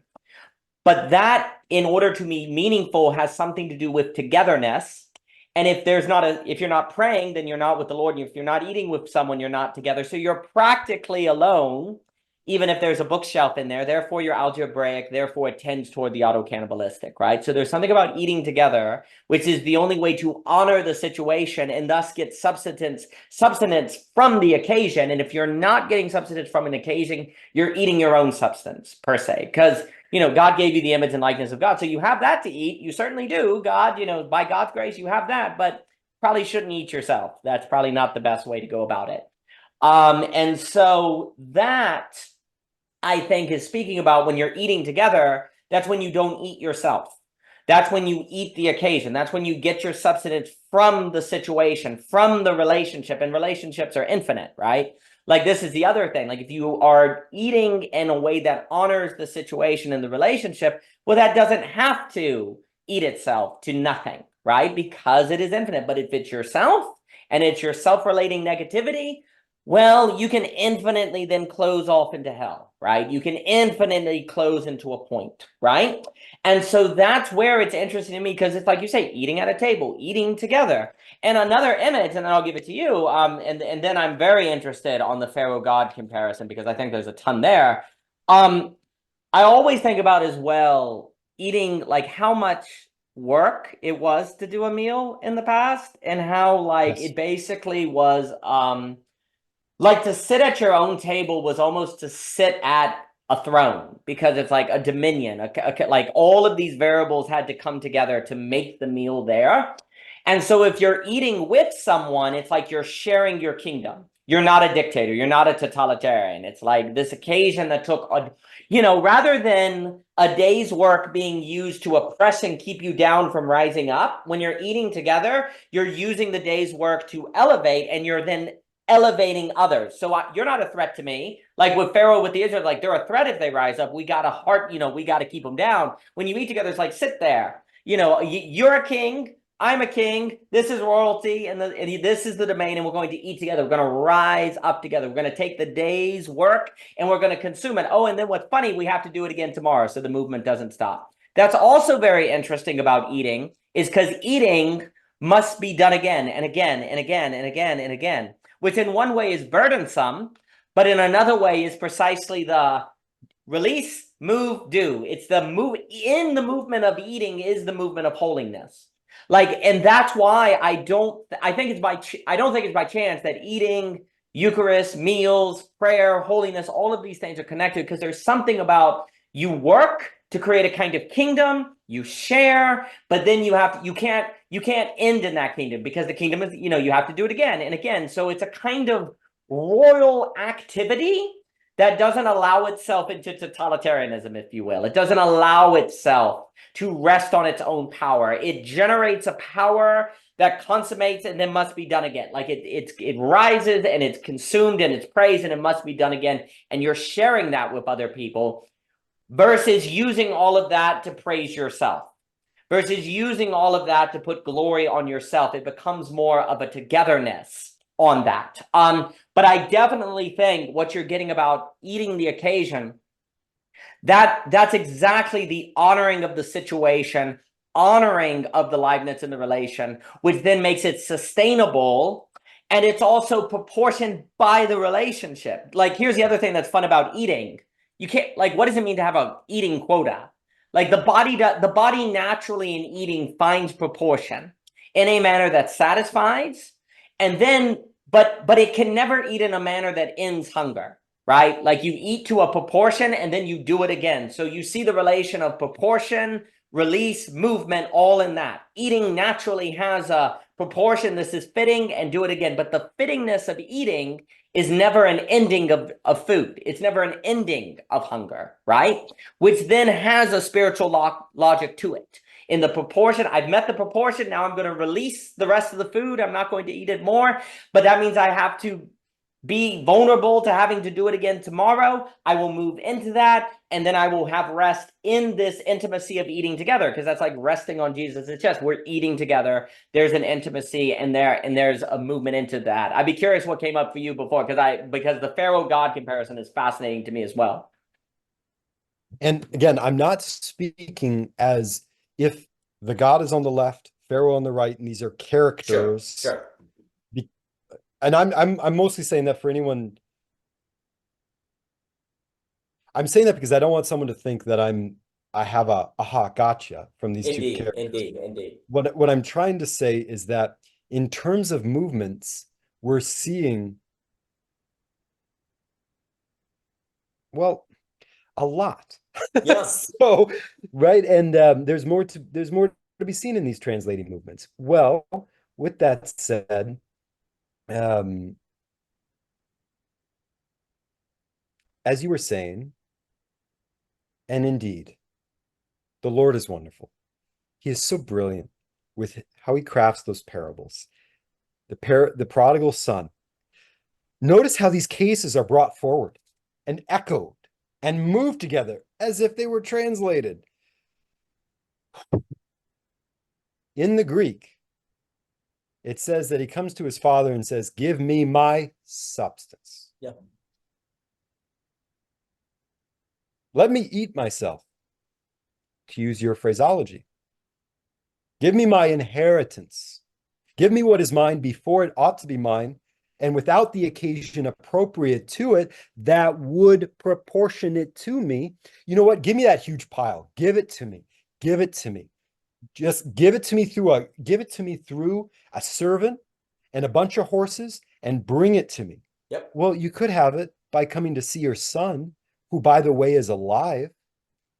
I'm going somewhere with this, my dear friend. By the way, your son is alive. You could go and see him and have the food. You're not hearing me. I'm hungry and I want the food. I'm Esau. I want the food. Give me the soup. Give me the pile of grain. Just tell me what's mine. I don't care, as long as it fills my stomach right now. Say it's what it is, and then I'll just accept it, because I know when I feel satiated, and I really don't know that, but I know right now I'm the opposite of that. Yeah. So give me what I want. All right. Here's your substance. Here's your inheritance before it's an inheritance. Here's your inheritance that has not eaten itself. The inheritance that has not eaten the inheritance that has not eaten the occasion of the inheritance becomes the burden known as the substance of the prodigal who has left his home by choice, by demand. Father, give me what is mine. And no word is lost. No word is lost. The father divided the substance between the brothers. light and dark, Jacob, Esau. I'm not saying good and bad. I'm not saying good and bad. Because light and dark is not the tree of the knowledge of good and evil. But this power of what? Separation belongs to who? The Father. Who separated Adam to make Eve, to then bring back to Adam so they could reunite? Excellent. God, the Creator. So who separates the substance of the two brothers? Now, here's a question. How did the brothers say that before they were?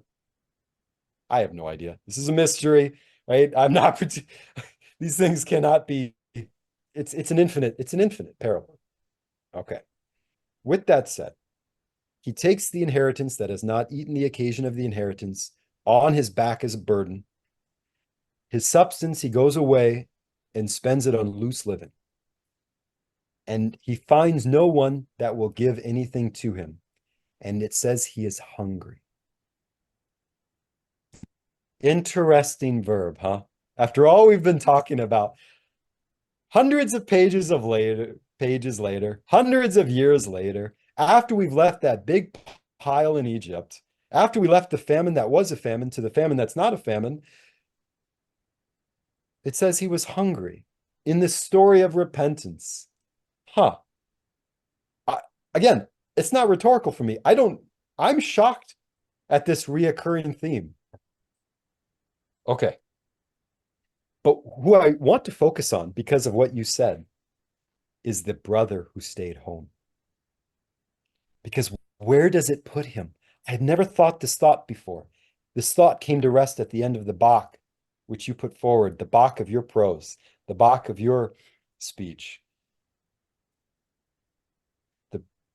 Where does it say he was when his other brother returned? It says he was out in the field. There's a sense in that. You mean I have to go out into the field and get the straw and bring it back and build the brick? How can I do that all in one day? I can't do that all in one. Does it say that in the parable? No. But there's sense in where he is. Where's the evidence? He won't go in the house. Yeah. Even when he hears music, he doesn't know what it means. He has to ask a servant what this means. Because he spent so much time with the servants, so much time in wage labor mentality, so much time in the field, so much time in quota land, so much time in, I can't do all this in the day, and I'm expected to do all this in the day. And finally, when Father runs out and tells me, look, I have not broken a single command of yours. And when this son of yours comes from who knows where, out there in famine land, you kill the fattened calf for him. The thing that was getting bigger and bigger and bigger, fattened calf. You cut up and kill for him. Now it can't grow anymore.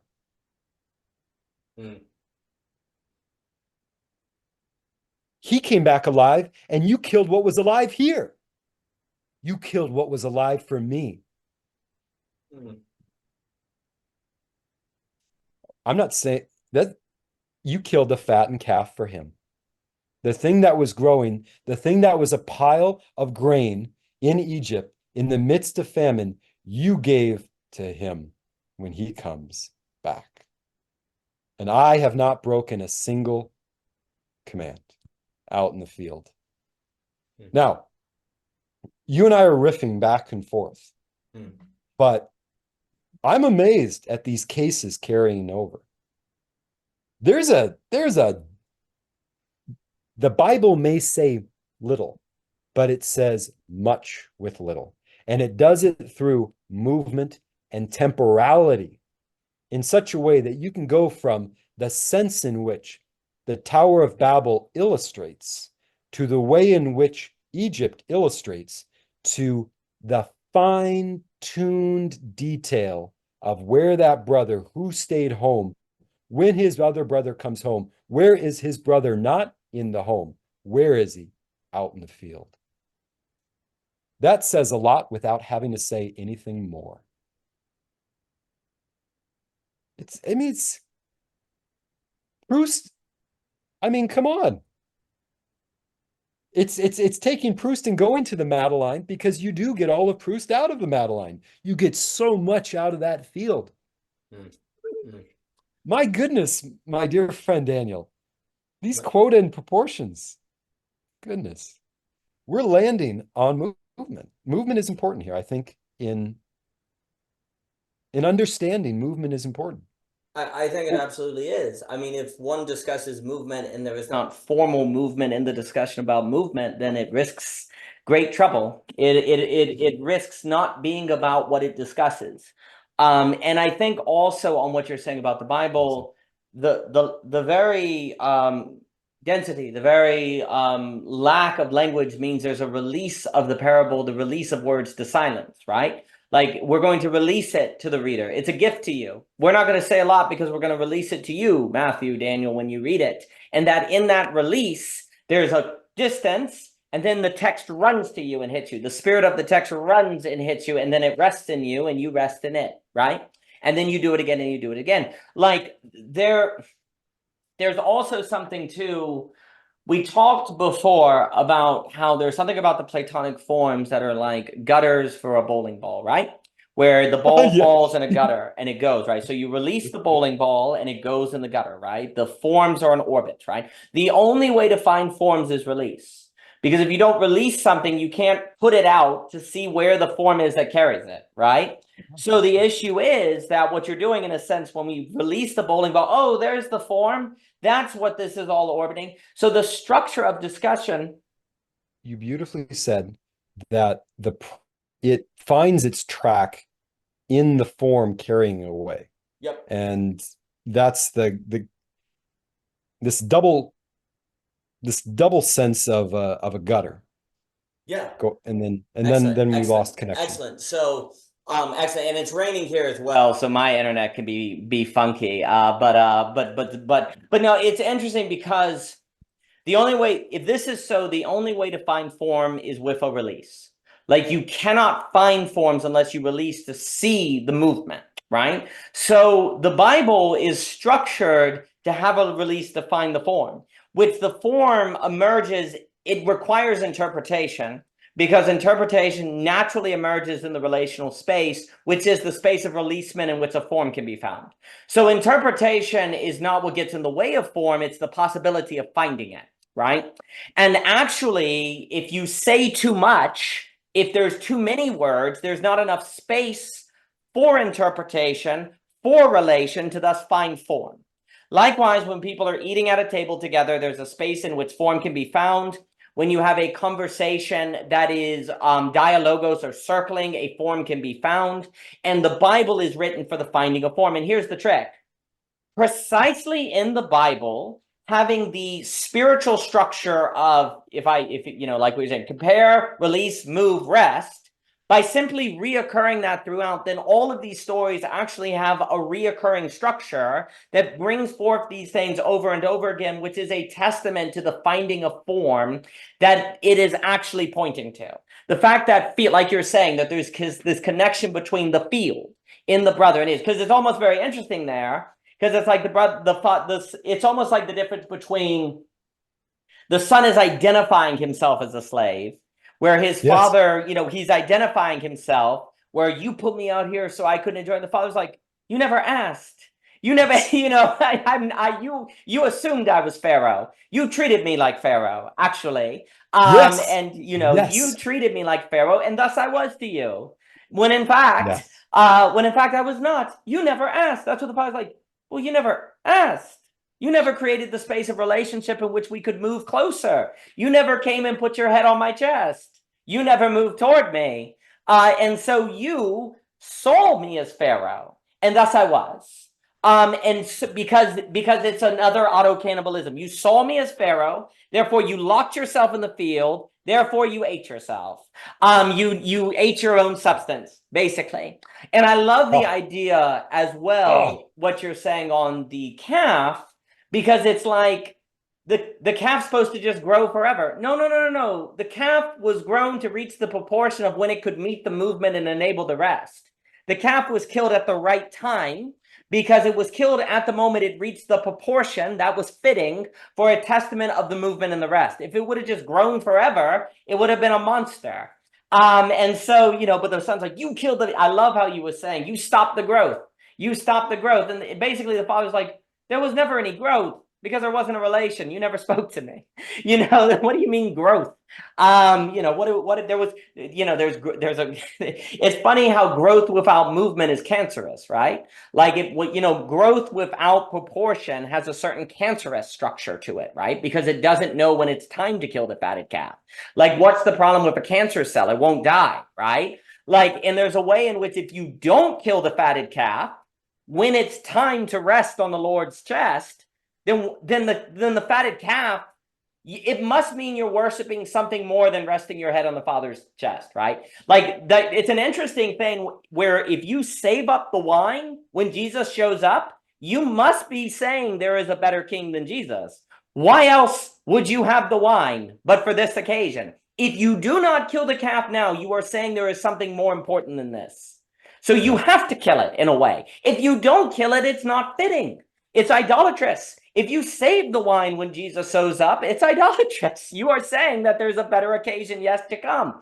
And so at that point, you must. And that rhetoric, by the way, tracks closely. I mean, it is within nanometers of the mood, the imperative mood, or whatever that is, the subjunctive mood. I don't know which mood it is that the Father speaks in. He says, it was necessary. Yes. We had to celebrate. We had to. That's right.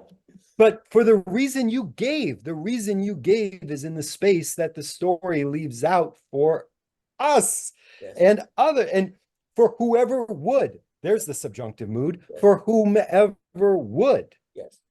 Wish to interpret, wish to engage with, wish to move towards. Keep going.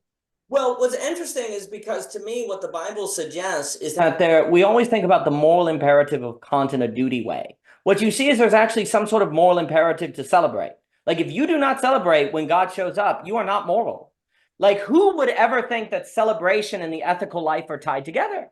But if you do not celebrate when Jesus shows up, you have been unethical. If you do not throw the greatest party of your life when the sun comes back, then you are not an ethical human being.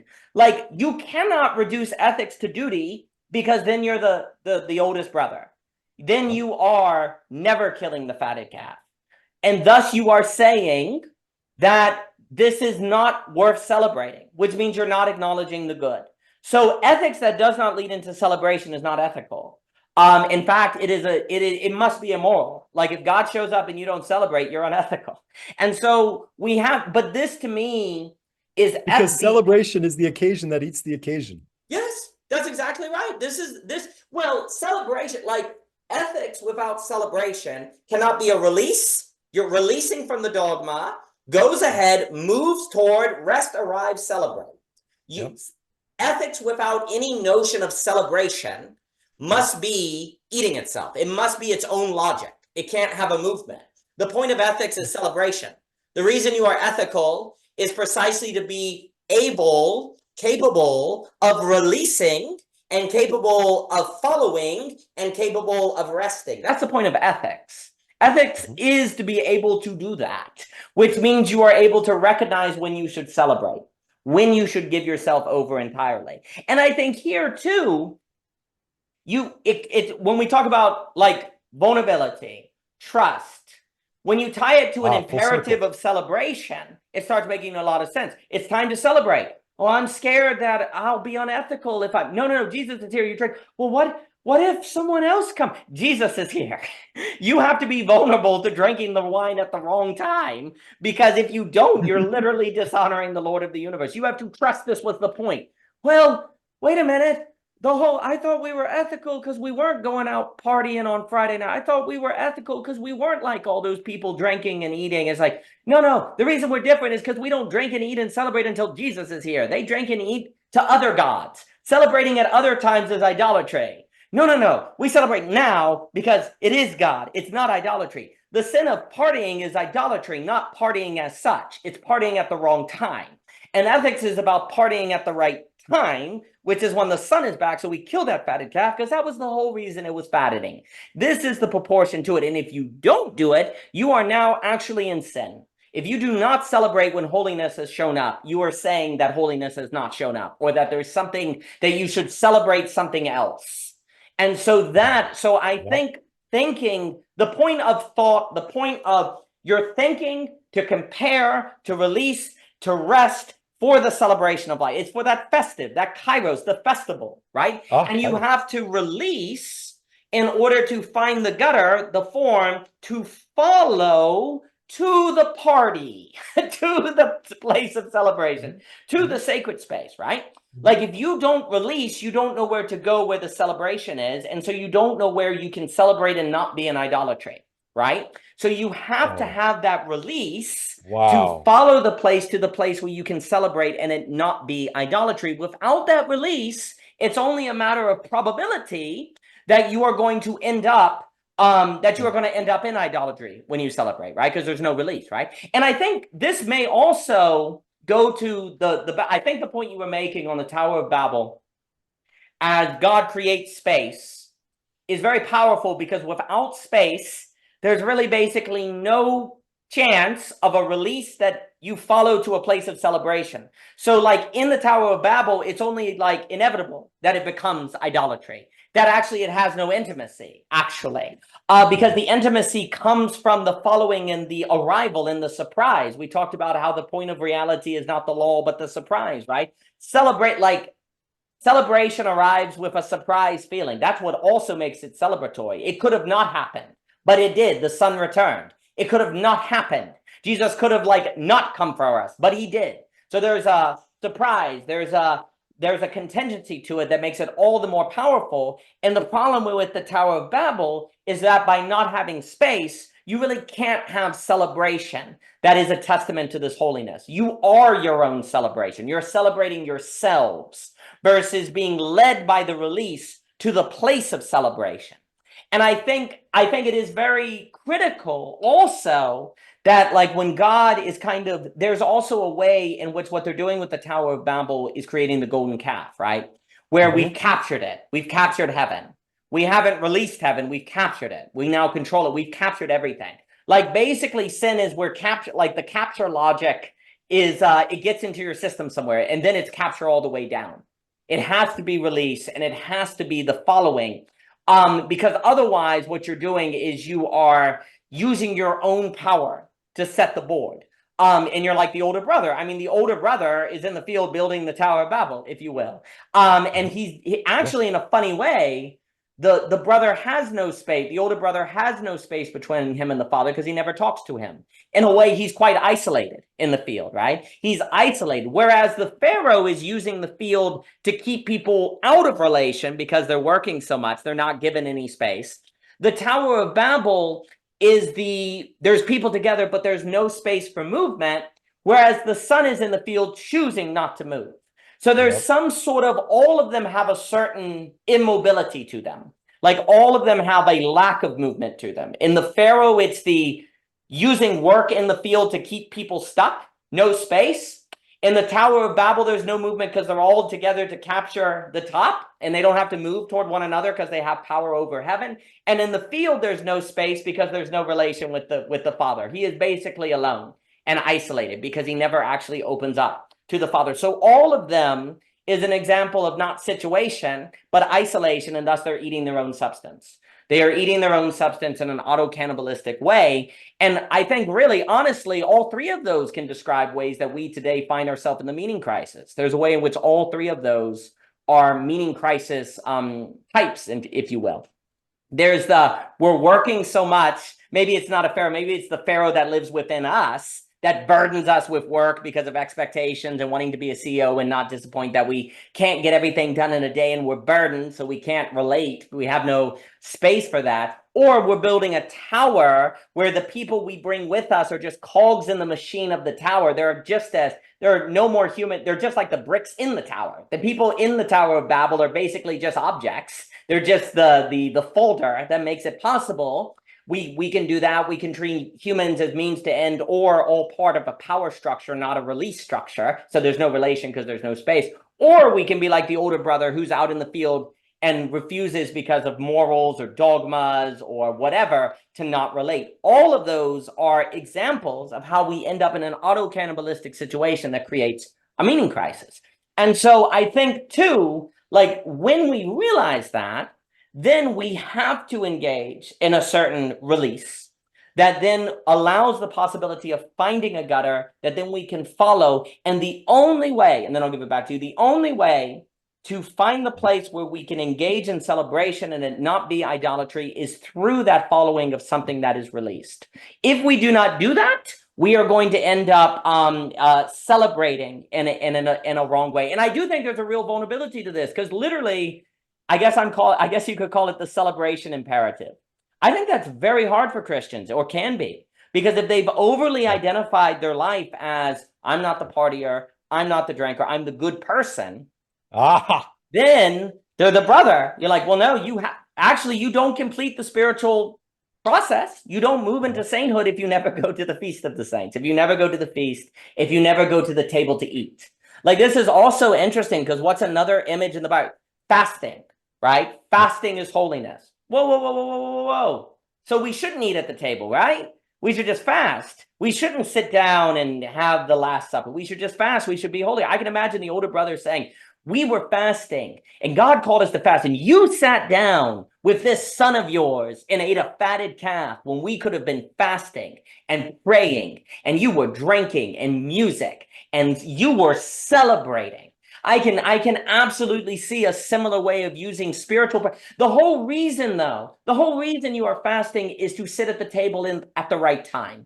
The whole reason you are out in the field is to come inside with the work of your hands to set a table, to eat at it. Like the whole reason you're in the field is to make the possibility of a place for celebrating with other people at a table. But what ends up happening is if you say, like, I think there's a temptation for the Christian to not make or emphasize this celebration imperative because it introduces a fear. Well, what if we celebrate too much? What if we fast too little? What if we kill the calf at the wrong time? What if? Well, yes, you could make those mistakes. So pray. So listen to the Spirit. So diligently seek him. Yes, but then also trust and be vulnerable to celebration. I think it's very hard to be vulnerable to celebration. But you must be vulnerable to celebration. You must be willing to enter into that space, or you run the risk, the inevitable risk even, of not drinking wine when Jesus shows up. And if you do not drink wine when Jesus shows up, if you do not kill the fatted calf when Jesus shows up, you are the older brother. And I think that is a very real risk that we must emphasize this imperative of celebration to avoid. And then with the imperative to celebrate the place of hope, and it's not the aperitif.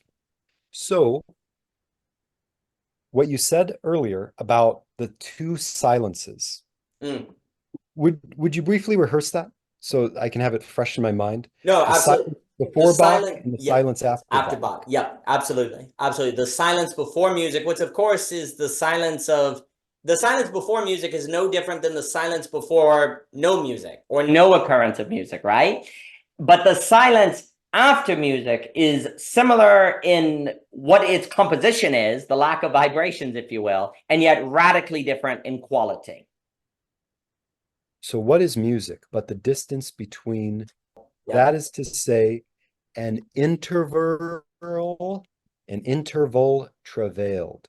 An interval in an interval between intervals that find intervals. Okay, so music is about spaces. It's about distance. Now, music finds itself, therefore, in separation. Now, the music before the brothers were separated, or the silence, or the music, or the silence, that which was before the brothers were separated is one thing, and that which will be when the brothers are reunited, which is not given to us to see now this side of the parable, because we're left with the father and the older brother speaking. When do they go in? Or when does the younger brother come out? Now, come out of the parable to Jesus telling the parable. To whom? Scribes and Pharisees. Why? Because they take offense at him receiving prostitutes and tax collectors. Now, what's important about that category with respect to the prodigal son, and what we've already hammered out as the Greek way of saying inheritance that does not consume the occasion of inheritance, becoming a burden on the back, known as substance. What does a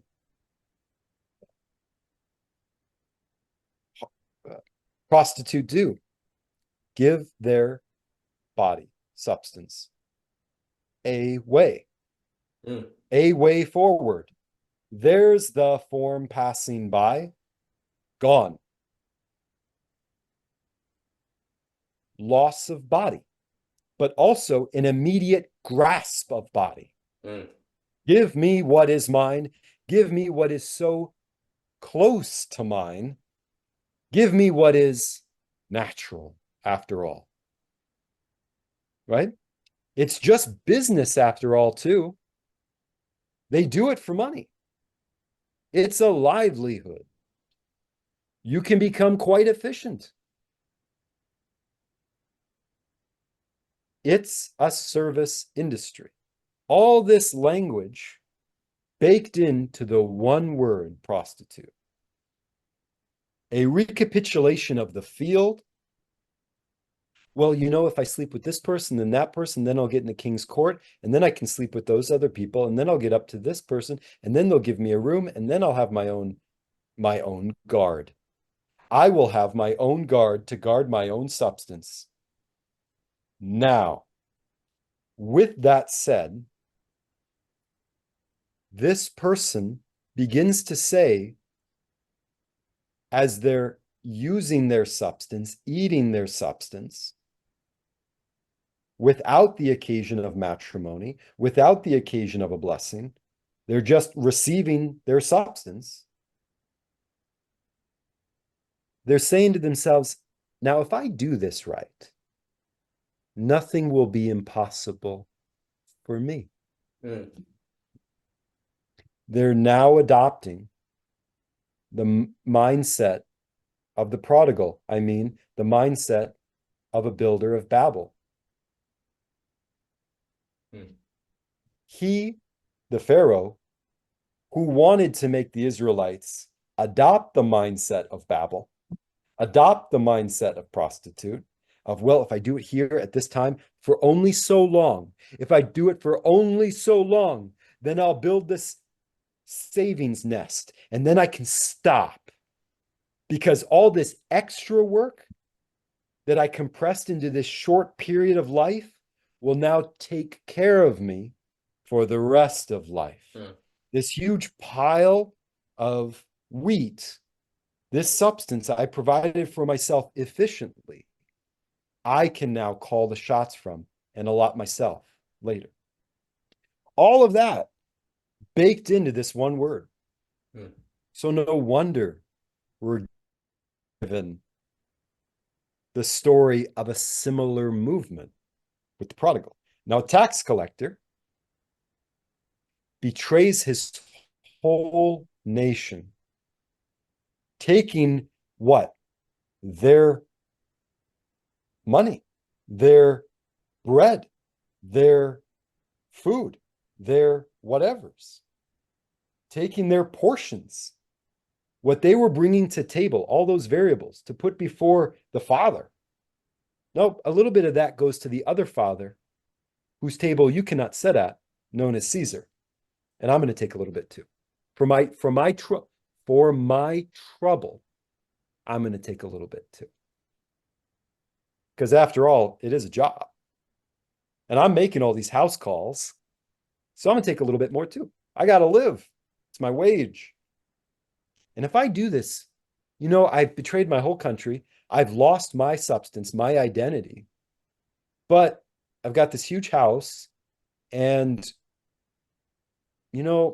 I could quit doing it in 2 years, and then I could move to the other side of this country, and maybe they won't remember my name, and I'll be somebody else, and I'll go work for another guy's field way out there. He doesn't know me from Adam. He'll take me in. He didn't know I betrayed my people. Oh, so maybe that movement of joining himself to that other man of that other land is like the tax collector movement. Yeah. Oh, I'm starting to identify. And that brother, who is the Pharisee, who has righteousness right between his teeth. Here's what I'm trying to say with all that I've said. Just as the younger brother was welcomed by his father and ate the fattened calf, as the prostitute came to Christ and let go of that old country and received home, and so too the tax collector. You know what the hard part will be? The good, intimate, hard part? That prostitute and that tax collector eventually will have to come around to embracing the Pharisee. Mm-hmm. Because the father in the parable never lets the son get away with this son of yours. He says, your brother was dead and is alive. We must celebrate, which leaves us to interpret, infer, not conclude that it is expected as day follows night or night follows day, and then there was day. You and I have talked about duration. What is a day? Well, the only thing we're told is there was this chaos, this void, and emptiness. God said, let there be light. He then separated light from darkness. And then it says there was evening, and then there was morning, the first day. When the brother in the field comes to the brother in the house, that will be a day. And you know what? That day we're not given to know in that particular parable. Right. But what do you make of it, my dear friend Daniel? Well, I really, really like how you brought out with the prostitute and the tax collector, the connection with the younger brother. I think that all was really well done. And it also then speaks to how the parable is not just targeted, if it's replying to the Pharisees and the scribes, it's also indirectly speaking to the tax collectors and Pharisees, to, if they're sitting at Jesus, to finish the sitting, to now come rest their head on his chest, to finish the process, right? Because, one can assume that the prostitutes and the tax collectors are listening because they accept Jesus's teaching, but maybe they hadn't come and rested the head on the chest yet. Maybe they needed to also hear themselves in the story in that way as well to finish it. So it was interesting to think that, and we all need to hear these parables many times to put our head on the chest. I think also this idea that there must be a scene of the son embracing the older brother. and vice versa. I think that speaks to the movement of the Holy Spirit on a unit, like what Israel has done. It's now going to be global. There's a universal picture. Like the people of God are to be the people who live on this planet. It's to be spread out. And so the Jew and the Gentile are to connect, right? And I think it's also interesting too, because as you were speaking, there's also a way in which you can almost see in the older brothers, like for 400 years, I've been waiting on you and I've been serving you. And, you know, I've been faithful to you. And it's kind of like, I've been with you this whole time. You could have asked. So there's also in that, to me, maybe a subtle suggestion of the Pharisees and the Sadducees came to identify with their religious position more so than the waiting on God, right? So it's like for 400 years, and it's like, well, you know, y'all weren't looking for me, you know, you didn't talk about it, you know, and it's like, you could have come anytime. And hey, the Savior is here now. The Messiah is here. So let's kill the fatted calf. Do you not in your prophecy say that the nations will be united, that God will come? Well, it's here. The nations will be united. It's time to celebrate.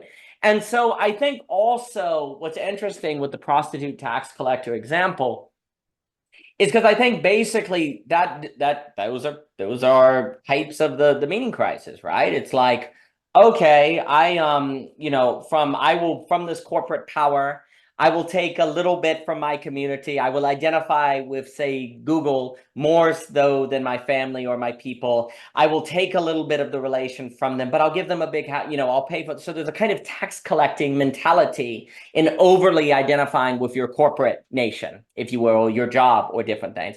But then likewise as well, I think in the prostitute example, there's the I'll give my substance, I think there can be this idea of I'll give my intrinsic motivation, I'll give this thing that God's put on my heart, I'll give this thing that's been put in, and eventually I'll get to the top of the corporate ladder, eventually I'll get ahead. And there's this kind of way in which all of us can prostitute what God has given us. All of us can prostitute the image and likeness of God. And so like you're giving this, whatever God has given you, you're giving away to advance yourself. And I think that is what the prostitute does, whereas the tax collector is taxing something that they were born into, that was made by other people to isolate themselves from, right? This was the nation I was born into. This is the nation I'm part to, but I'm going to isolate myself from the geometry into the algebra, from the situation into the individual. And I'll have a really, really nice algebraic point, but I won't connect with anything. And so there's something about tax collection that is a movement from geometry to algebra. And all of these have a certain auto-cannibalism to them.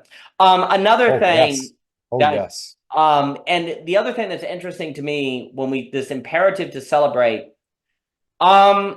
celebration seems inherently communal. Like, how do you celebrate without others, right?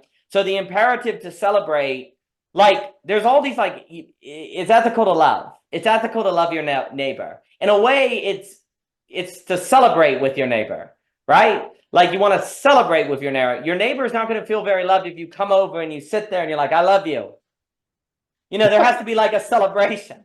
Like, you know, there has to be a certain like celebration in it, a certain atmosphere, a certain vibe, right? Like if you come over, like there's also something interesting in which, you know, if you don't feel joy with your friends, it's immoral. Like, isn't it? Like, if you don't feel joy with your friends, isn't that kind of immoral, right? Like, isn't that like not what you're supposed to do with friends? With friends, you're supposed to feel joy. Like with friends, there's supposed to be beauty and happiness and so on and so forth, right? So if you don't have joy, if you don't celebrate, if there's not a certain quality of life that emerges in your relationships, that seems immoral. That seems unethical. That seems unsaintly.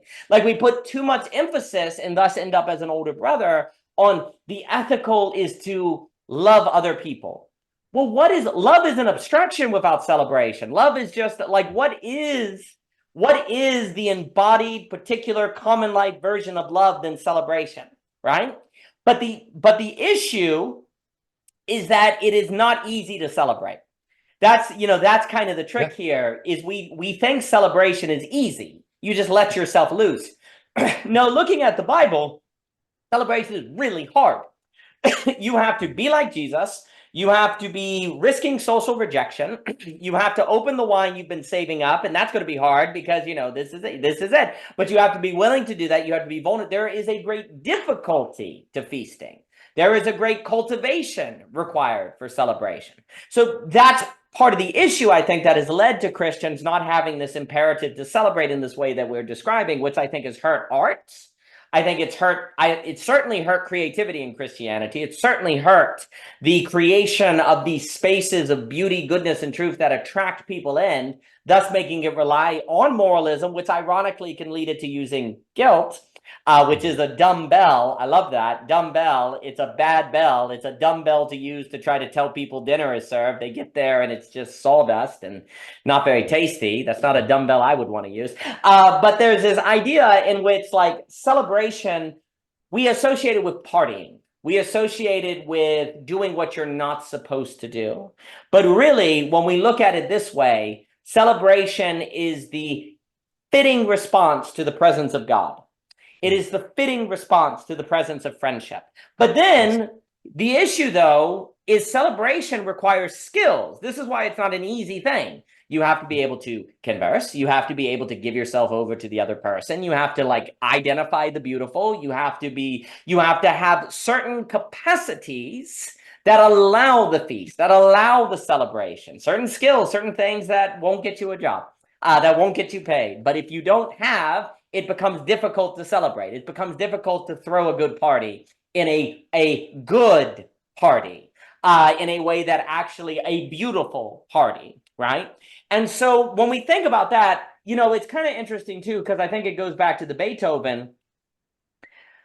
If you are drinking wine and eating cheese while Beethoven's Ninth is going on, that's like wrong. That's unfitting. What's so funny is the celebration happens when? After the music. And that goes to our model. You were saying music is interval, space, and all of these different things. Yeah, the music carries you, and then you celebrate and you rest, right? If you were to be celebrating during Beethoven's Ninth, that means it's background music. And if it's background music, it's wrong. That's wrong, right? But it's funny because after you see Beethoven's Ninth, you want to celebrate. You want to tell people about it. Like, you know, go tell the good news. That, well, people naturally talk about good time. They naturally talk and share celebration that people can be part to. But notice, Beethoven's Ninth is really, really hard. Composing Beethoven's Ninth, arranging Beethoven's Ninth, practicing Beethoven's Ninth, there is incredible difficulty in that. But because of it, we, to this day, are still celebrating it. And we are still having it be part of our celebrations. So if we can think about celebration as a result of travailing a distance of music that is sanctification, so that we can have a celebration that is a testament to that process that is actually imperative to do, because it's unfitting not to have joy after you listen to Beethoven's Ninth when you're in the presence of God. If we think of it that way, we are not going to be out in the field getting mad about the fattened calf being eaten when Jesus shows up. We're not going to be mad about drinking the wine during the Eucharist, because that's good wine. Why don't we use like grape juice? Well, because it's the body of God. You know, it's a pretty good time to use wine, I think. You know, so there's a similar sort of idea that though, but the funny thing is in those situations, one is avoiding the imperative to celebrate for good reasons. You know, don't let loose. Don't risk drinking the wine. It's like, you know, preserve it, use it later. If we drink it now, we won't have it in the future. Those are good reasons, right? Those are saving up. But that is interesting because that goes to show you the need to not let your ideas of the good blind you from the discernment of the relationship and situation you are in. Like, that's where you end up as the older brother, where you are thinking about what is good to do or the right thing in a manner that closes you from the relation. And I think that then means you're not releasing the good to create distance that you can then move to. You're not releasing the good to find the form, right? Like, I think that's the mistake. Like, you have to be able to release the good so that it can find that gutter, it can find that form, so that it goes, you can follow to the place of celebration. And I think, like, many of those like that parable is also, if you think about it, what's so interesting in that parable, like, again, is in fact a teaching of there is a time to celebrate. There is a time to have a party. There is a time to play music. We reduce Jesus too much. We can reduce Jesus too much to moral sayings, to kind of ethical premises, which matter because you're not going to cultivate the skill to do Beethoven's Ninth. But in that story is the suggestion that There are things you should be celebrating. If you do not celebrate when it's time to celebrate, you are in the wrong. You are in the older brother. And what's so funny about that is then you are actually wanting your day. You're actually seeking, Pharaoh, give me more time. Give me a heart. Pharaoh, come on. Give me more days so I can't go celebrate, right? You're asking for more dogmas, asking for more things to bring to actually avoid the celebration, right? You yourself are asking for your heart to be hardened, right? You know, instead, like, you want the hard heart, right? And that's almost the greatest sin of all. Like, that's almost the worst. Like, you are literally wanting the hard heart. And that is what I think we must not do. But if we don't release things, I think we're certainly at risk of that. But I very much, and I'll give it back to you, I think music suggests the movement that you go across to the place of celebration, that then after you listen to me, because yeah, I mean, it's funny, because if you listen to Beethoven's Ninth and you say, oh, that it was okay, it was nice, get out. How dare you? Like, there's an offense to it. Like, you can't just say, oh, it was cool. Like, there's something immoral. There really is. There's something like immoral, wrong, unnatural, deformed. When Jesus shows up, you say, yeah, he was a nice guy. He was cool. He was cool. Okay. Like, he was nifty. No, like, there's something about, if you do not explode, erupt with shine and celebration, when the King of Kings shows up, when Beethoven's Ninth plays, when beauty is there, there is something deficient in you. There's something wrong with you. If your younger brother comes back when we thought he was dead and you're not happy about it, there is something wrong with you. You are not showing the fitting response that should occur in that situation, right? And so that also is a testament to asking the questions of, what do I do? Does something come out of me? Is there something in me that comes forth to celebrate before the good, before the beautiful, before the true? Does a thing come out? Well, we've done one of the great perversions. We say, oh, it's just taste. It's just subjectivity. You can't help what you feel, right? Well, there's some truth to that. You can't, you're thrown into things, and as you start, you can't help. But the whole idea is, no, release that. Release that idea. Release the notion that you can't help what you feel. Set it forth. Follow the form to the place where you formulate. And then actually, yes, you can get to the place after 10 years and 20 years of following, where actually, yes, you do attune to the beautiful, the true, and the good. And that when Jesus shows up, you just naturally find yourself worshiping, right? But that sort of formulation, I think, requires the release and the following of the form, and then celebration becomes second nature to you when you are before the good and the true and the beautiful. And that's what we don't see in the older brother. We don't see an older brother that naturally gives him over to the celebration, where in the father we do. And if the father in somehow is suggesting God, then you see in God someone of whom gives himself over to the joy. Like, the joy compels God. Like, God is a joyful being. There is a compelling of joy in God. There's a compelling of the good and the beautiful that is in God. And I think that we have to release, distance, form, to habituate ourselves to create the kind of character that has a similar way that we carry ourselves in our lives. And I think the parable is a testament to that. Yes. The next time we talk, I think one of the things we should go over is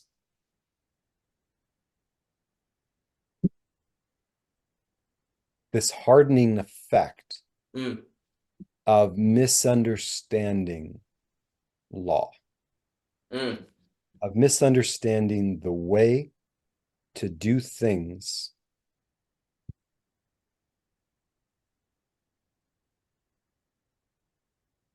so that it can be acceptable. What is acceptable? And if I am not going to eat this thing, maybe I can sacrifice it. We have discussed the occasion that eats the occasion, allowing for a reciprocity with the situation and not an auto-cannibalistic the anti-festivity nourishing the parasite of fear,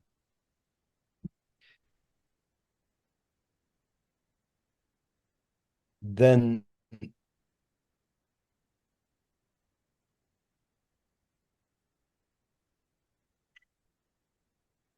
and we find that motion must come before the rest because it allows movement to become finer and finer movements to such a state of movement that, like Beethoven, the not participating in a celebratory mood is akin to an immoral act. If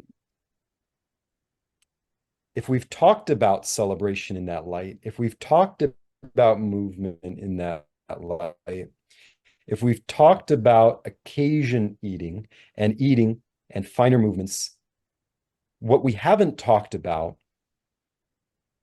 is when we do not eat, but perform something like eating. Yeah. Self-consciously, although without all the facts, i.e., sacrificing. We haven't given that notion wings, but maybe in our next conversation we can, and I trust we will. But this notion of sacrifice, so that eventually we can come to mercy, for we know our God desires mercy and not sacrifice. But perhaps on our way to mercy, we must adumbrate sacrifice, since we've taken so much time adumbrating celebration. And how many portions of rest does sacrifice need? And how many portions of movement does sacrifice need? 6 days a man shall work, and on the seventh there is a Sabbath. What is a sacrifice being asked for? Or does sacrifice have nothing to do with the Sabbath and with the 6 days and with creation? What is a sacrifice? And before we think we know, we'll have to talk together. Because dialogically, we'll know after we think we know.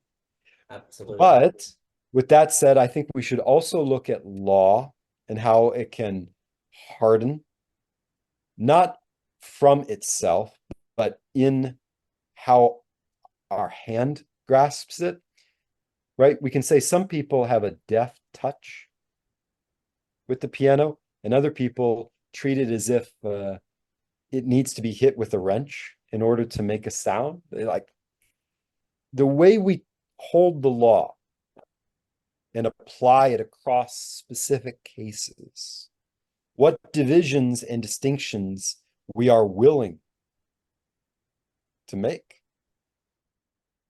The introduction of manna in the wilderness, the introduction of manna in the wilderness, and the introduction of the Sabbath with the double portion. And that curious phrase, that wonderful phrase that I've not yet begun to understand the translations of, when God says, I wonder if they will follow my law. Moses, tell them I've heard their complaints, and I will bring them food. And on this day they shall gather, and they shall not keep any for tomorrow. And then we follow until we get to the 6th day. What I want to propose is that this picture of the 6 days of gathering, and on the 6th day gathering twice as much, and on the 7th not gathering any because of law, because of Sabbath, because of rest, because of law. Which is it? What am I supposed to know here? What am I supposed to be doing here? What am I supposed to be doing here at all? Really can evoke the sensation or the question of what is the law? After all, when the law was given on the mountain, the people said, Moses, you can talk to us. We can't bear to hear this. Yeah. This is a lot. There's a lot of fire. It's molten. It's coming out of this is a lot. We're terrified. I mean, I don't know if terrified is a strong word, but there was a lot. Moses, you talk to us. You go up there. Now, in the Gospel of Matthew, when Jesus came down from the mountain, or went up to the mountain, excuse me, and his disciples came to him, and we have the Beatitudes and other things, it says at the end that people were amazed. We're amazed. For he spoke not as the scribes or the Pharisees, not as their scribes, but as one with authority. Now contrast that. Too much. Yeah. With, yeah, I'm out of my mind, but it would be sin for me to say I can't handle this. Yeah. I need to tell everyone about this, or I need to be following him, or I need to be pondering this, or I need to I gotta admit that I'm out of my mind. You see, it's the same but different. Yeah. And if it took that long to cultivate this olive tree, where they weren't these small little bitter olives with more root than fruit, if it took that long to cultivate the sense of intimacy, also look how long it took to harden certain people, such that they died in the wilderness, died with the law, died in the field. And it wasn't the Father's fault. It wasn't Moses' fault. But my goodness, if we are not careful, what harm we can do to ourselves with ourselves. Yeah. What harm we can do to ourselves with ourselves. You know what? We need to be careful how we eat and what we think we have when we have our substance. My goodness, we need to talk about the law and grace next time. What are your thoughts? The last words are yours, my friend. Well, I always enjoy speaking with you, Matthew, Allison. I don't know where the time goes by. I've really enjoyed it. I think talking about law and grace next time would be outstanding. I look forward to that very much. I think it is very interesting to me, the connection between celebration, sacrifice, and mercy. I think also because, a lot of celebrations had sacrifices, right? And there seems to be something different about the kind of sacrifice that enables the celebration and festival in Christianity. This is that there is a sacrifice in resting your head on Jesus's chest. There's maybe a sacrifice on how you are seen socially, on is that appropriate, is that not appropriate? Did students rest their heads on rabbi's chest? Was that appropriate, inappropriate? And so there's something about that where you don't care.